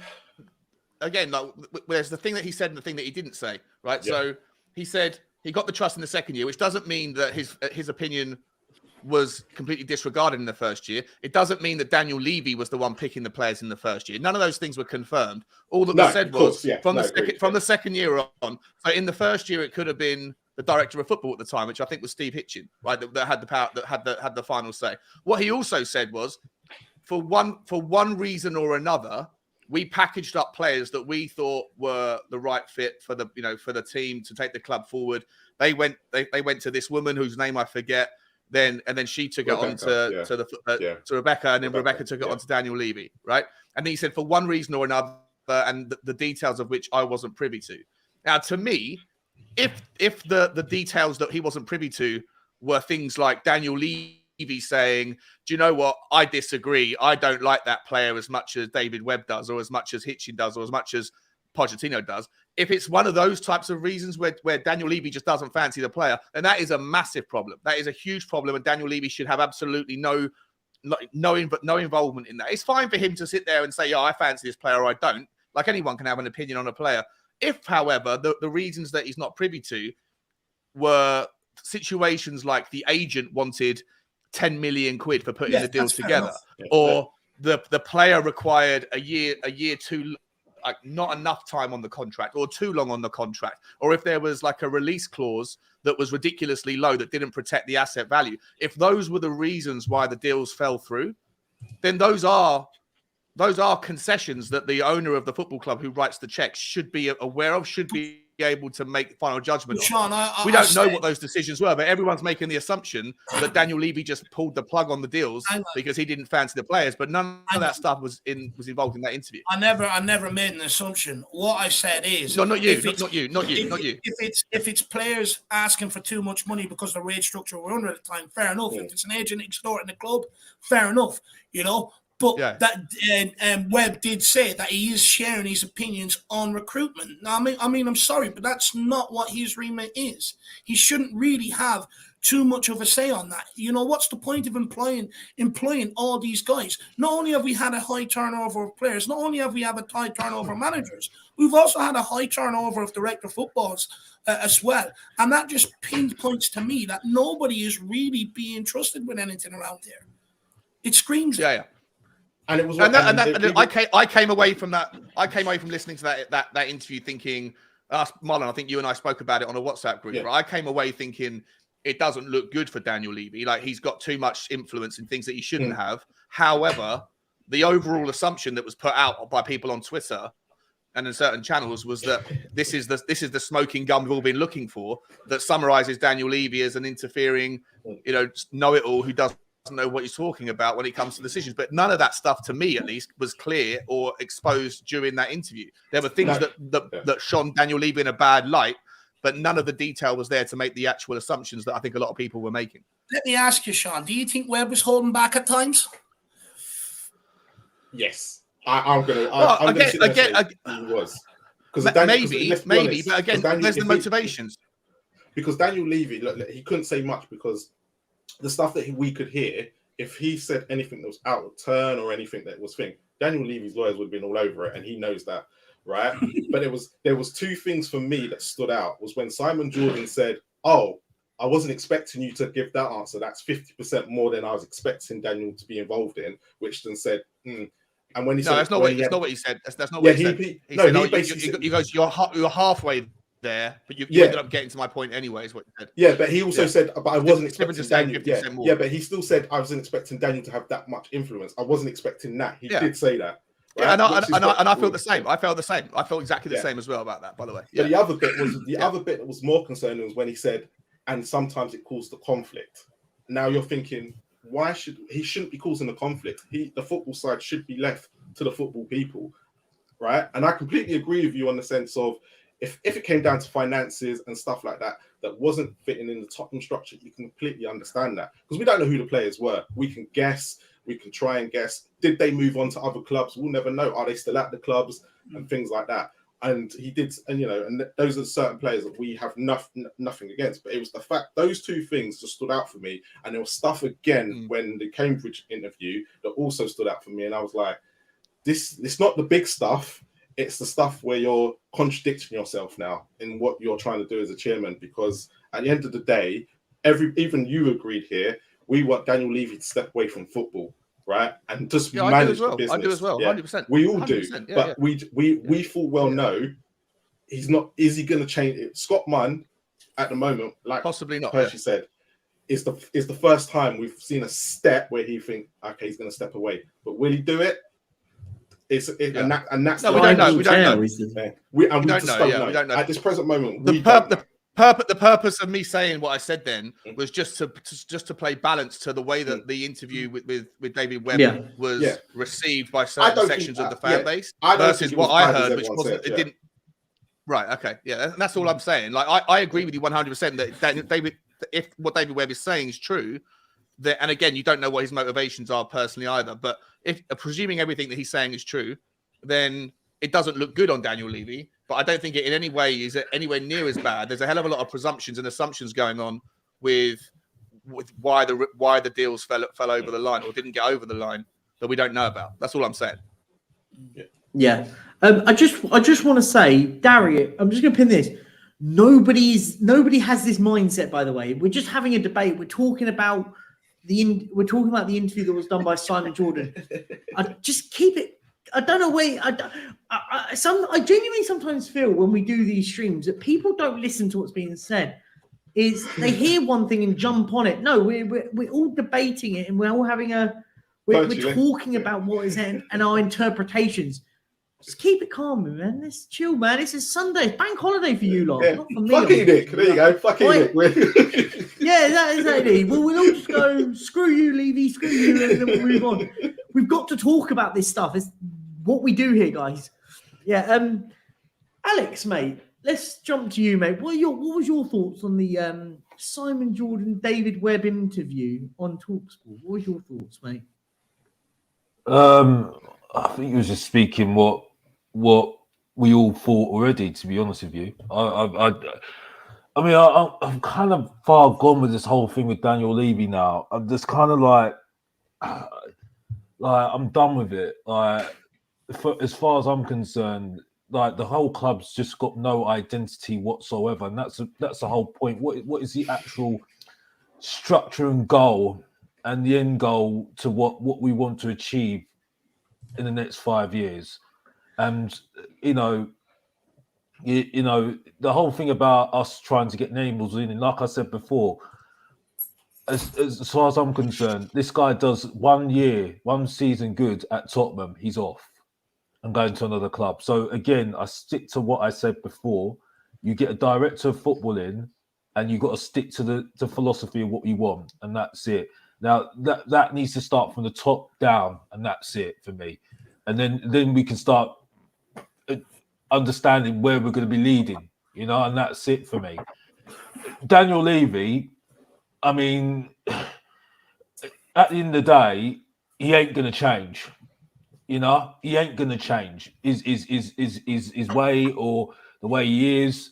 So, there's only one way he can do is either he's going to have to let someone take on the reins of trying to help him to do what the football side of things, or he's just going to go to pot and that's it.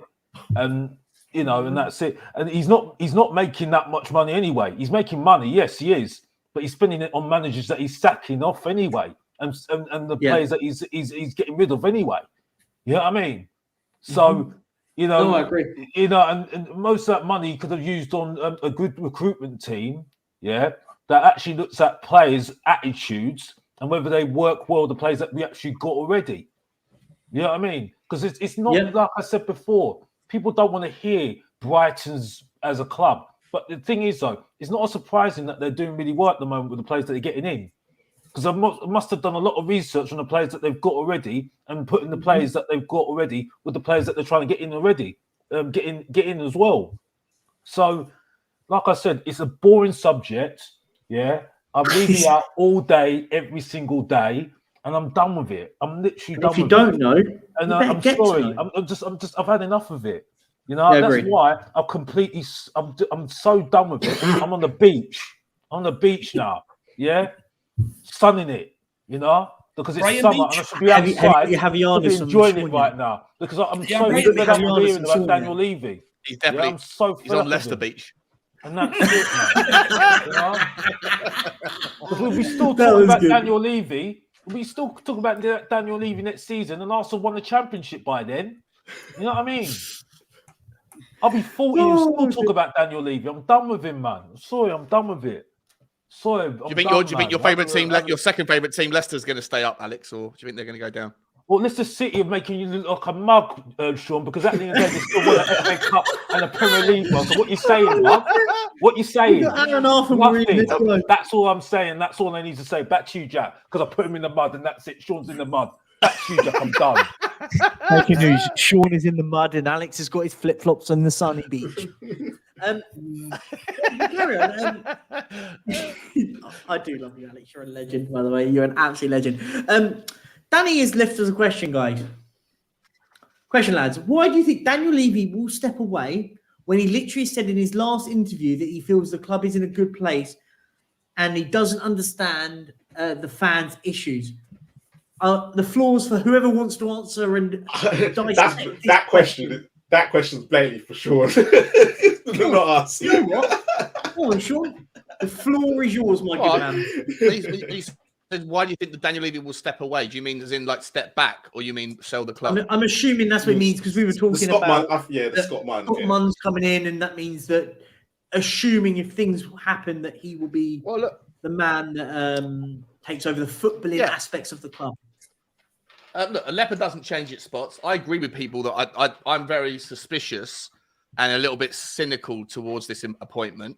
There's two ways you can look at it, right? He's either gonna do what he says, gonna do what the club have announced, and that they've been looking towards making these moves with adding more football people in at the boardroom level, and that this is the first of a series of those things. You either take them on their word on that, and we'll see how it goes, or you have your cynical eye on it, and the cynical eye is very obvious that he wants to have, a degree of separation from the footballing issues, so that whatever the new director of football is, or whoever that person is, and then Scott Munn, ultimately it allows him to continue his track record of having some of the fan base not focusing their anger towards him and having it focused at Paratici in the past or Conte or whoever, right? Like, walk back with me down memory lane to the Southampton game.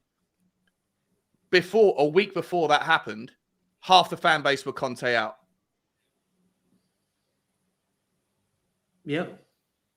A quarter of the fan. And then the second that Paratici gets found guilty and his court case is... Am I still with you guys? Like the internet seems to be Yeah, back. no, you're back. Okay, yeah. Frozen a little bit, but yeah, you're in. The second that Conte says what he says and then he leaves the next day or 2 days later, everyone pivots towards Paratici and Daniel Levy. Then Paratici gets put on gardening leave and then ultimately sacked. And then everybody that's angry with the club pivots their attention towards Daniel Levy. And then you saw at the Thursday night Manchester United game, the biggest protest at the club that has been seen at the club for years and years and years. So the cynical eye would say Daniel Levy is just peppering in and layering more pillows between him and the accountability. And the more people that you have that are footballing decision makers, and a manager, director of football, and a chief footballing officer will protect him from a unified fan base. So I agree with you guys. I think it's that he will struggle to take his hands off of the reins. We'll see what happens. But for me personally, I think that Scott Munn is probably a bit of a lame duck as well, and I don't particularly see it going too well with him. So we'll see though. But we'll see. He could be an absolute breath of fresh air. He could come in with some new ideas, and everything's rosy. But Anyone else? Go on, Alex. You've got your hand up. I just saw something on your Tottenham TV that now Alonso is now in a favourite now. You're only 5 days late to the party on that one. Yeah, no. This is an hour. This is 1 hour. This was just done an hour ago. Literally done an hour ago. What is recycling news to you, Alex? No. Literally, I've just literally looked at it now. Yeah, this is an hour ago. Right, they've got here. Alonso is Levy's top choice now. That's what it says here, and this is done an hour ago. From who though? We Are Tottenham TV. Yeah, but that story was out a few days ago. I don't know. I was going to say, it has been coming out. Yeah, we know it's a few days ago, Sean. I don't know. You must have been there a few days ago. I'm just seeing this on here, on YouTube right now. Right, if you go on YouTube right now, on We Are Tottenham TV. No, I can see the video. Alonso is Levy's top choice an hour ago. That's what I'm saying. We've all been on this show for the last hour, so how would any of us have had a chance to have heard that video? No, I'm just saying. I'm just watching this now. So I'm just saying, right? This is what I'm saying about this whole thing. I can see it right now. What day is it, by the way? What day is it? Oh yeah, day 42 of the worst kept secret in football history. Trying to find a new manager. Oh, day 42. We were still leading the way 72 days without having a manager. Yeah. Let's see if we can still get that record. Yeah, Sean. Yeah. Let's see it, bruv. You know what I mean? What are you saying? I still think you should have got the lettuce. How was this the lettuce until we got a new manager? Honestly, it's a joke. Honestly, like, I mean, how can we have so many names now, and we're going hipping and changing from hit to post what we want to get and stuff like that? It's ridiculous. I mean, the Alonso one must have come from the scrap heap. Honestly, how do you know we are? Because look at the news, bro. I mean, because we are Tottenham TV put a video out. No, well, it's come from somewhere, isn't it? Maybe it's the IT came from Romano then, isn't it? You know what I mean? That guy. You know what I mean? But Romano, you know, to be fair to him, everyone's has for been the one everybody that's been else. pushing the Nagelsmann talk, though, hasn't he? Oh gosh, honestly, don't even know what they're coming or going. You know what I mean? Honestly. Anyway, sorry, but that's all I need to say. Anyway, I love it. I do love it. Man. No, but I think if we're talking about Romano and stuff, if I'm right in saying, and someone correct me, I think a lot of the stuff over the weekend now we've been pushing that the Nagelsmann talk is happening, that they want to. There's an agreement that is meant to happen here and there. The Xabi, you got to remember with the way that they do stuff, and this isn't just Tottenham and Daniel Levy. This is all football club. There won't be one name in the hat. Obviously, if the likes of Kompany was in the hat, obviously today he's obviously been taken out of the hat because he's just signed a new deal with Burnley. I mean, so you will hear more than one story at a time in the sense of Spurs are after Xabi Alonso said that he was focusing on Leverkusen next season as well. So, you know, who knows? Who knows what's going on? Absolutely no idea. What I would say is that if there's any truth to the Nagelsmann story, which makes a hell of a lot of sense, if he says, I'm interested, but I ain't going to do it, I'm not going to progress the talks to a final stage until I know who I'm working with, which to my point I've been making on my channel, like, again, this is another one where I'm mudding Daniel Levy and I'm on board with all the people that hate Daniel Levy.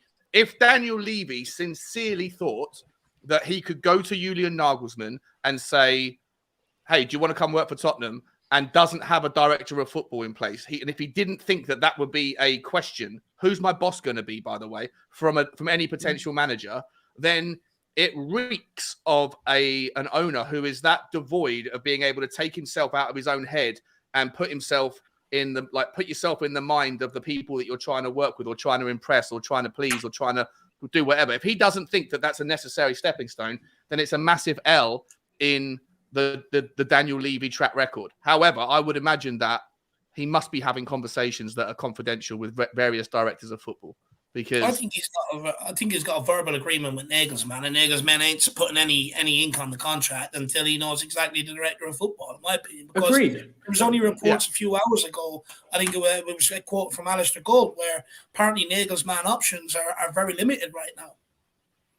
But the thing is, and right, and I said this obviously some of those in the group chat and stuff that we're talking about. And I always say the pyramid is the owners, Daniel Levy, Scott Munn when he signs, DOF, manager, players.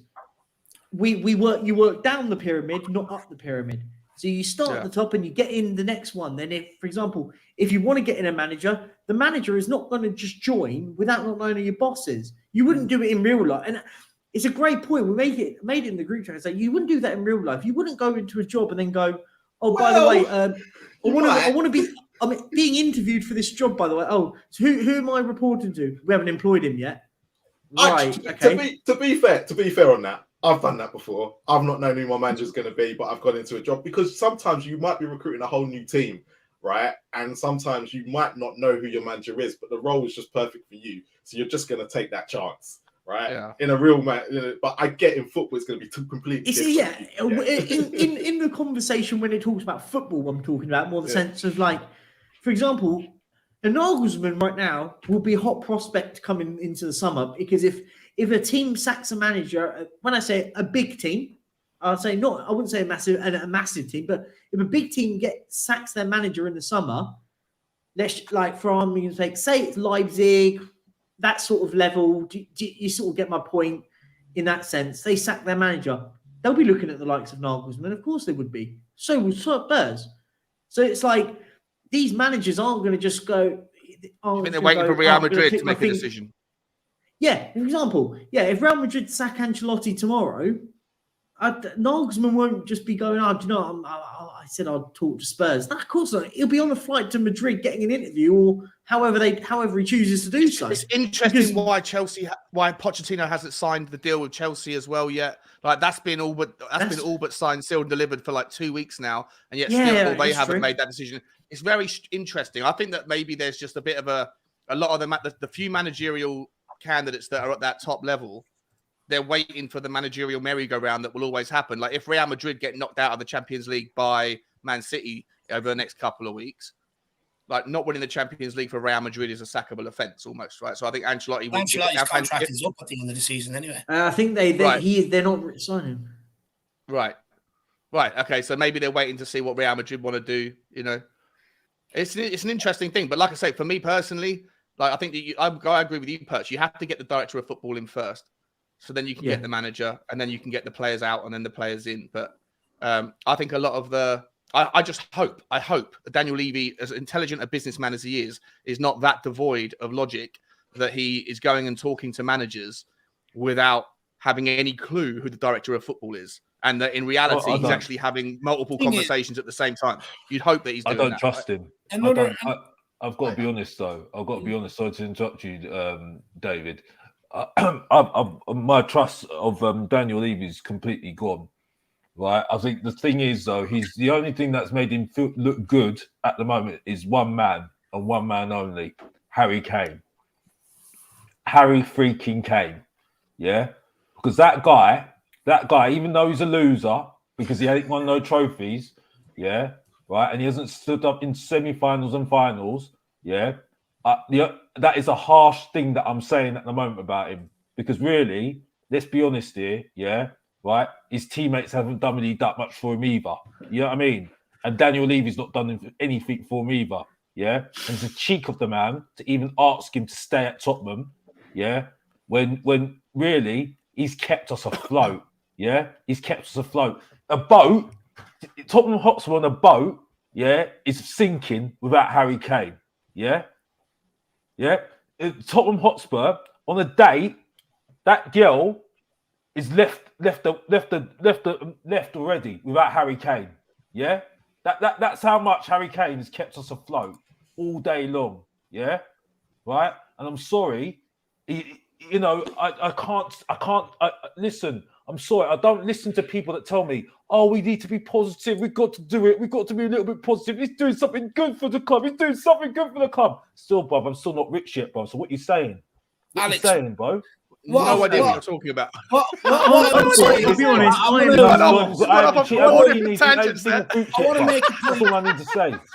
want to make a point on all the managers in the news and how many people are being linked with. Like, we also have to understand that there's two games being played here. One, you've got proper journalists who want to sort of get what the scope is and write decent articles. You also have clubs that use the press as well to put out what they want, to put people off the scent of what we're actually trying to do and stuff like that. That happens with the media, and that's not talked about. And the reality is, no one actually knows what's the truth. Nobody. You're sort of looking there. I think people could have a good understanding. It's like, okay, this could happen. This is never going to happen. I think you can separate it like that. But, Alex, if I was you, I wouldn't be getting wound up by a lot of the media and all the different links and stuff like that. Because reality is, some of them will be put out to put people off the scent of what we're actually trying to do. Because Dave, you don't not want one that. person. I'll let you come. No, I'm finished. Not one person in the ITK, the media, not one journalist of any standard, tier 1 to tier 100, not the Times, the Telegraph, anyone heard about Scott Munn, right? We listen to Fabrizio Romano. We wait for him to give a little Tommy Tappins that he has on every transfer, every deal. Nobody knew about Scott Munn until the club announced it. It wasn't anywhere, as far as I'm aware. I didn't see it. I didn't hear about it. And I don't think anyone else did. So there's every likelihood that just because there's radio silence on the director of football search, that Daniel Levy and Scott Munn are going about that in a different way than the kind of media cycle that happens with players and managers. That's a bit more public domain because there's a bit more of a closer relationship with those figures to the fans. Most fans don't know or care about. If Scott Munn walked down the street, no one would know who he is, right? So maybe you'd hope. Like I say, I understand when Alex says he's got absolutely no trust in Daniel Levy, but that notwithstanding, whether or not Alex trusts Daniel Levy does not change the fact that Daniel Levy could or should be conducting director of football candidate conversations at the same time as he's talking to managers. He's got lucky, Bob. I'm sorry, he's got lucky. He got lucky with Martin Yole, yeah, because the fact is he didn't even want him in the first place, yeah, and he just came in and just lucky and came in, and that's it. Harry Redknapp was saving us from relegation, and then he ended up being an absolute lifesaver, saved Bell's career at Tottenham Hotspur, and Pochettino was just a lucky break, and that was it.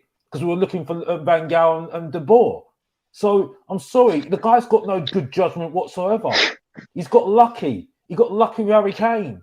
Yeah, I'm sorry. The guy, he must have won the lottery. You know, I'm sorry. It's not that I'm trying to have a rant about Daniel Levy, but it's just there's only so many times you can say the same thing about the guy for 20, 23 years, 22 years, and you're sitting there thinking, when's it actually going to happen? When's it actually going to happen? You know what I mean? Because I'm still not married yet, bruv. You know, I've still not put the ring on the finger yet. You know what I mean? Because I've still got nothing to prove for it. You know what I mean? I've got nothing. I've got absolutely nothing. You know, I've gone to the box office and got nothing. Yeah, it's still on Blu-ray and video. Yeah, and that's it. You know, because Tottenham Hotspur got me nowhere. Well, I'm Mr. Box Office. I'm still on DVD, and that's it. And that's all. Still in the box. Mr. Box Office took me to I mean video. Yeah, when you watch it on TV, by the way, nothing VHS. Else, you know what I mean? Anybody starts saying that I'm saying something else, and that's it. Back to you, Jack. I'm done. It's Levy's fault that Alex is not married. I love it. Jack, breaking news. The reason why Alex is not married is because of Daniel Levy. Danny, welcome, mate. Welcome to the takeover of the Spurs review. Welcome. You wanted to jump on, so the floor is yours, my good man. No, I just wanted to say hello to people. To be honest, it's been a while since I've actually been on a stream. It's been 6 weeks, maybe something like that. Yeah, so yeah, just want to say hello. I was enjoying the chat. There was something that Alex was obviously mentioning, of course, Mr. Waffler, as he always does. But no, I'll wait because I just thought. Do you know what? Actually, I know I will point out what he said about how he doesn't trust Daniel Levy.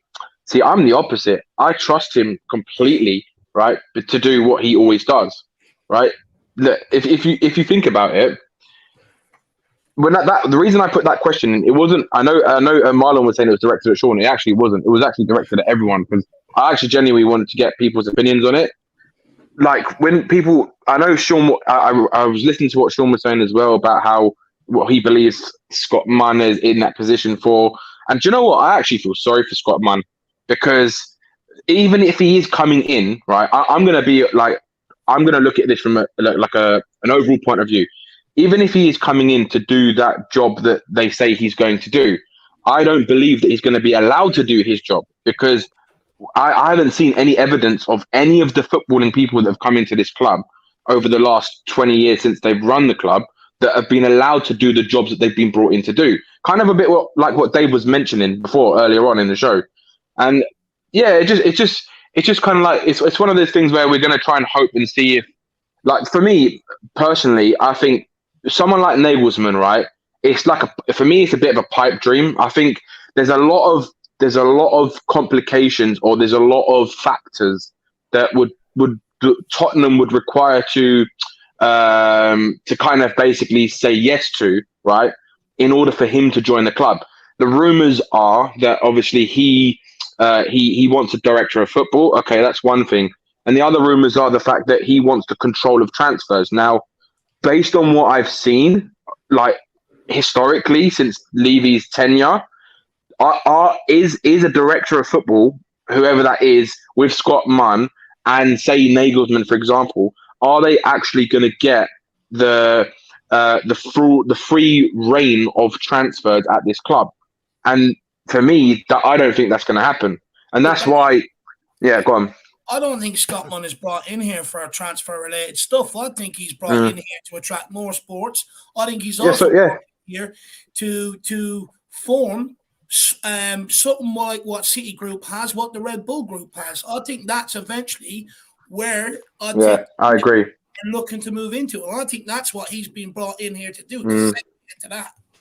Yeah, I completely agree with you, Dave, man. And this is why I kind of like Sean was alluding to earlier, like Scott Munn is eventually going to be that fall guy, isn't he? Because once you've got Scott Munn, a director of football and a manager, you're going to have 3 layers of people that people are going to blame before they start blaming Levy. And Sean made a good point actually about how it's like they'll blame the manager, then they blame this person, and then they blame the owner afterwards. But there's a lot of people who've been blamed, like myself. I've been blaming the owners for years, long time.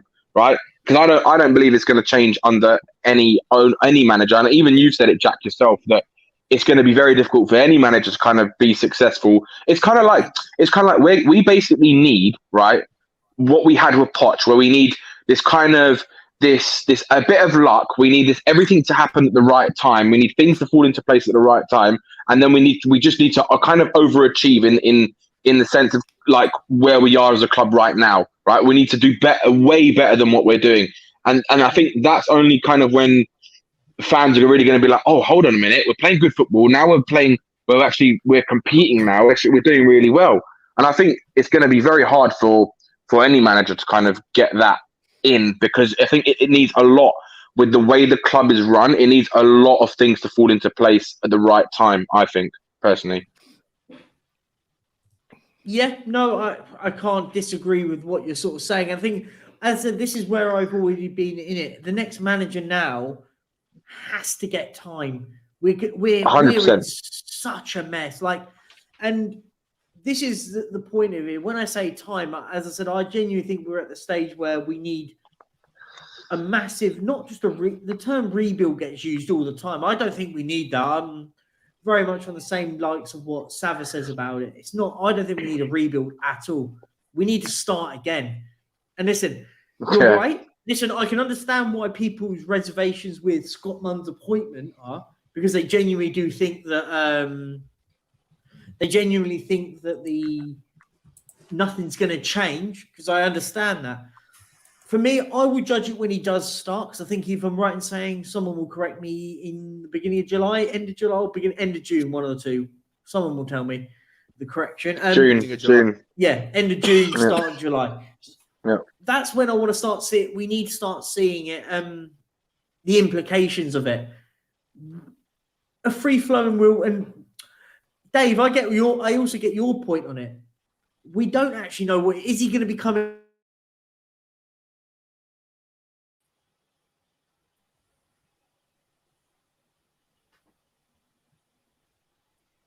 Is anyone else just completely going mad? Was that just me? Yeah. No, I just saw that as well.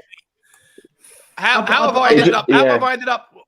Why have I been swapped out to the far left? I don't like that. I'm a bit OCD. Yeah. Can you please put me back where I was? I didn't move. How has Box Office got promoted to top shelf? Nothing. Yeah, how has he got top tier? Whoa. Now we're talking. Hey, Sean. Know your place, bruv. The main event's here, bruv. Have respect, bruv. Have respect. Your bottom shelf main event. Bottom shelf main event. I think, No. I'm the top guy, bruv. That's all I am, bruv, and that's all I need to say. Sorry, Jack. Yeah, sorry. Yeah, no, I'm just saying. I'm blaming that whole confusion on Sava. He's know his place. Oh, honestly, it's brilliant. Box office versus flip flop. What an absolute battle it is. Yeah, no. As I was sort of alluding to in the sense of it all, that I think we will only know. I don't think Nagelsmann is a pipe dream. Maybe that's me being optimistic and a bit over the top. I don't think he's a pipe dream. I actually think he's the perfect manager for Tottenham. Because I think I think he's the perfect manager, but I just don't see him. I don't see Tottenham giving him what he wants in order to actually want to come to the club. Yeah, but we will. I think we will though, and I hate that. I feel positive. I shouldn't be. I'm normally the most negative one out there, and I moan about everything. I genuinely think Nagelsmann is the right pick. And the thing is if it doesn't work out for Tottenham, and it most likely won't work out, by the way, because it never normally works out. He's young enough that he'll still get big jobs. For example, it's not like the sense with the sort of Jose and Conte conversation where these are managers at the sort of latter stages of their managerial career and will still get big jobs anyway. But Nagelsmann, in a way, you could argue, This narrative that why would anyone want to come and touch the poison chalice that is Tottenham? For any, you're not going to get a manager come in that has got the same caliber or track record or resume as Conte and Mourinho. And so they failed at Tottenham. or Tottenham failed them, whatever you want to call it. But ultimately, anyone that comes in beneath them, if they fail, that's what happens at Tottenham, right? It happened at Conte, it happened to Conte, it happened to Mourinho. If they succeed at Tottenham, they will be elevated to immediate tier 1 managerial status because they did what Conte and Mourinho couldn't do. So it's a free hit. Whoever wants to come in, there's no damage to your resume to fail at Tottenham anymore. But if you succeed, you're an absolute superstar. If you've been sacked previously, Jose was sacked previously before we brought him. Conte was sacked previously before we brought him in. And if Nagel comes in, he was sacked previously before what we brought him in. What you won't be able to do is go and pick a manager out of a club that's on the rise. What you won't have is a manager where he's looking at the building CV to come in here and take this over. That's not going to happen. But that's why I think we're going young, though, right? You go young now. You go young and hungry and aggressive with ambition. And like I say, if it is Nagelsmann, I think that Ralf Rangnick is absolutely spot on. I agree with Perch when he says that he's recommended to Nagelsmann to take the job because we are a club that is a potential sleeping giant. But ultimately, to the Sean, I'd take Rangnick with Nagelsmann. I'd take them together as him as the DOF. But he's managing Austria. So is he actually managing? Oh right. Yeah, he's Austria, isn't he? But he's only taken them until the Euros. So I don't see the problem. It's a part-time gig anyway. Like Gareth Southgate, like, it's the best gig in the world. Like you just travel around watching your players play Premier League football week in, week out, and then a couple of weeks every quarter you have to get together and pick the same team as you picked, 3 months ago. It's an easy job. So for me personally, I wouldn't. Ralf Rangnick could easily do both. I only think with that, I read somewhere in this, and you can read a lot of stuff on it, that Rangnick probably wouldn't because he would want the Scott Mum role over the working under a Scott Mum. But as I said, I read a lot into it. Look who it is. How was your flight, my friend? We've done a night. We've taken over for him, and he's just landed. What's the weather like? Yeah, not jealous in itself at all. That's a man that's got full commitment. If he's literally going on holiday or whatever he's doing, he gets off a plane in Dubai of all places, and rather than going out with his wife or going to the pub or whatever you do when you go to Dubai, first thing he thinks of is I might jump on the Football Heritage for 5 minutes. He was actually going to come on to it at the end of the street, right near the end, but his flight was delayed by 2 hours. But big up Sava, mate. Big up. I enjoyed Dubai. Why not? I would as well. I was going to sort of continue quickly just on what Sean was saying, is that actually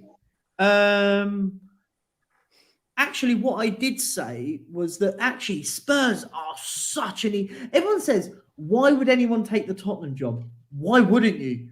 You don't even have to succeed and people think you're amazing. And if you do succeed, massive. And if you don't, get paid off. And you get paid 15 million quid for the job. Why wouldn't you? What that does though, Perchy, is that then you're then just saying to managers, come to Spurs for a payday. We don't give a fuck about us, and then you can just fuck off after you get sacked after 18 months. And I'm fed up of seeing these managers who just all I want to see is fucking one manager come in and be given a plan by the club, right? A 5-year plan, and say, this is what we want to achieve in 5 years. That's all I want to see. Yep. Because I haven't seen a strategy or plan. Even under Poch, there was not a strategy or plan. It was just like him overachieving and seeing what we could do with limited refunds, limited resources. Sorry. And obviously we had a stadium build at the same time, and he did much better than expected. Even Levy said it at one point during the stadium build that we're above where we should be at this current time when we were building the stadium, right? So I just want to see whoever it is that comes in, even if it's Ryan Mason, right? Just give him a 5-year plan and just say, this is what we're going to try and achieve in 5 years. Ryan Mason in. I'm sorry. Man, I honestly don't care at the moment, like who comes in. But I think we have to care now. I had a period where I was like, it doesn't really matter. But I've kind of gone, it does matter because of course it matters. Right, it's not fair on us as fans, and it's actually not fair on Ryan Mason Listen, I think he needs to do it the right way. Nothing against him. I think he's a lovely bloke. I think I'm in the thought process. Actually, Ryan Mason will become a good manager down the line, but he can't start at Tottenham. It don't work like that. Do it properly. He's got all the personality of a tin of baked beans, though, mate. You know, he's got absolutely zero personality. Oh, you don't like him, do you? I agree. No, I agree. think he's like a tin of baked beans. Like I genuinely. He's like monotone. He's monotone, isn't he? He's just there's nothing there. He doesn't know how to answer. Listen, I don't blame him. He's incredibly inexperienced, but he doesn't know how to answer tricky questions. Someone was asking him, "Do you think he'll go on? Do you think Harry Kane will go on and score and break the record?" Right, a pretty simple answer to say, right? And instead of he's sitting there going, "Shit, that's a bit tricky. Like, am I going to offend Alan Shearer if I say yes? Am I going to offend Harry Kane if I say no?" So he said, "Oh, I'm one of these people that don't really like to think about the future too much.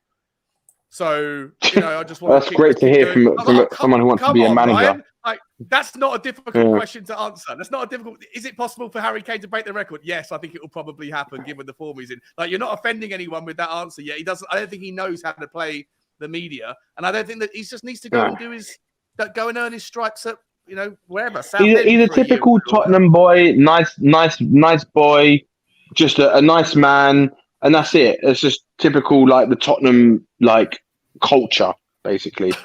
I'll give him credit for many nice people. Give him credit for his bravery with the formations, though. Perchy, I agree. Perchy, you know you're in trouble when I'm actually agreeing with Sean. And to be honest with you, you might think he's harsh, but that's a brilliant analogy what he just said about a tin of baked beans. To be honest with you, that is a perfect analogy. To be honest with you, perfect. I retract my answer. If Alex is agreeing with me, then I retract my answer. Guys, I'm gonna just quickly wrap up actually because we've been going for over 2 hours. Been really good, guys. Actually, it's been really good chat. I hope we've done Sava proud. I don't think he really cares when he goes and has a drink later, and stuff like that. But it's been good. I just wanted to just sort of finish up quickly because I know Marlon, you have to go quickly as well. So I'll try and do it quick. Guys, if you haven't in the chat, guys, please sub to everybody here. You got Box Office, sub to him. Sub to this man, by the way. Absolute legend. Thanks for coming on today, Marlon. Absolute pleasure. It's been really good. Dave, of course, sub to that man. Irish Hotspur, the man himself. Sub to me as well. That would be lovely. Where's Sean's? I saved them and I've forgotten him. I need Mr. Kaufman. Oh, there he is. See? Where is there's Sean's. Yeah, sub to Shawnee. Spurs Talk Show. I'm rebranding my name from Spurs Talk Show to Mr. Top Shelf. Just to wind up Alex. People look out for that Top hashtag. Shelf TV. Trending tonight, Mr. Top Shelf. And also sub to Danny. I think I'll put yours in there as well. Where is it? You're in here somewhere, I'm sure. There you are. Go sub to Tottenham on tour. Guys, anyone with their last words? Yeah, for me, I just hope that we can get this manager situation sorted. As soon as the season finishes, we should be getting a manager in wrapped up because, I don't want to see the repeat of the Nuno management saga where we get a manager towards the end of the window. We haven't got enough time to really properly have a pre-season with the manager, and we haven't got the transfers. We've got so much shit to do in the summer, and we're not going to do half the stuff we all want to see happen. But realistically, but if you look at it, we've got Mora leaving, we've got Danjuma's contract up, we've got Longley's contract up, we've got Dier needs to get out of the club. We've got a new. We need a new keeper. It's a good thing. So these are great things. Yeah, it is a good thing. I agree, Sean. But all I'm saying is, it's not going to be a great thing if we delay this manager hiring and have it delayed until towards the end or middle of the transfer window. We need to get the manager in straight away so that we can actually start to see what this club actually want to do. I mean, yeah. And on that bombshell, it's time to say goodbye. Guys, it's been an absolute pleasure. Thanks everybody for coming on. I hope we've done Sava proud and whilst he's away. And guys, we will say goodbye. I think we've got the outro as well. Sava's lovely outro. Anyway, guys. Is it as long as his See you intro? later. We'll be here for an hour and a half. Should we do his intro's hour long? Peace out. And here comes Hurst. He's got some fiddler on the pitch. They think it's all over. It is now. It's 4. Well done, boys. That's cool.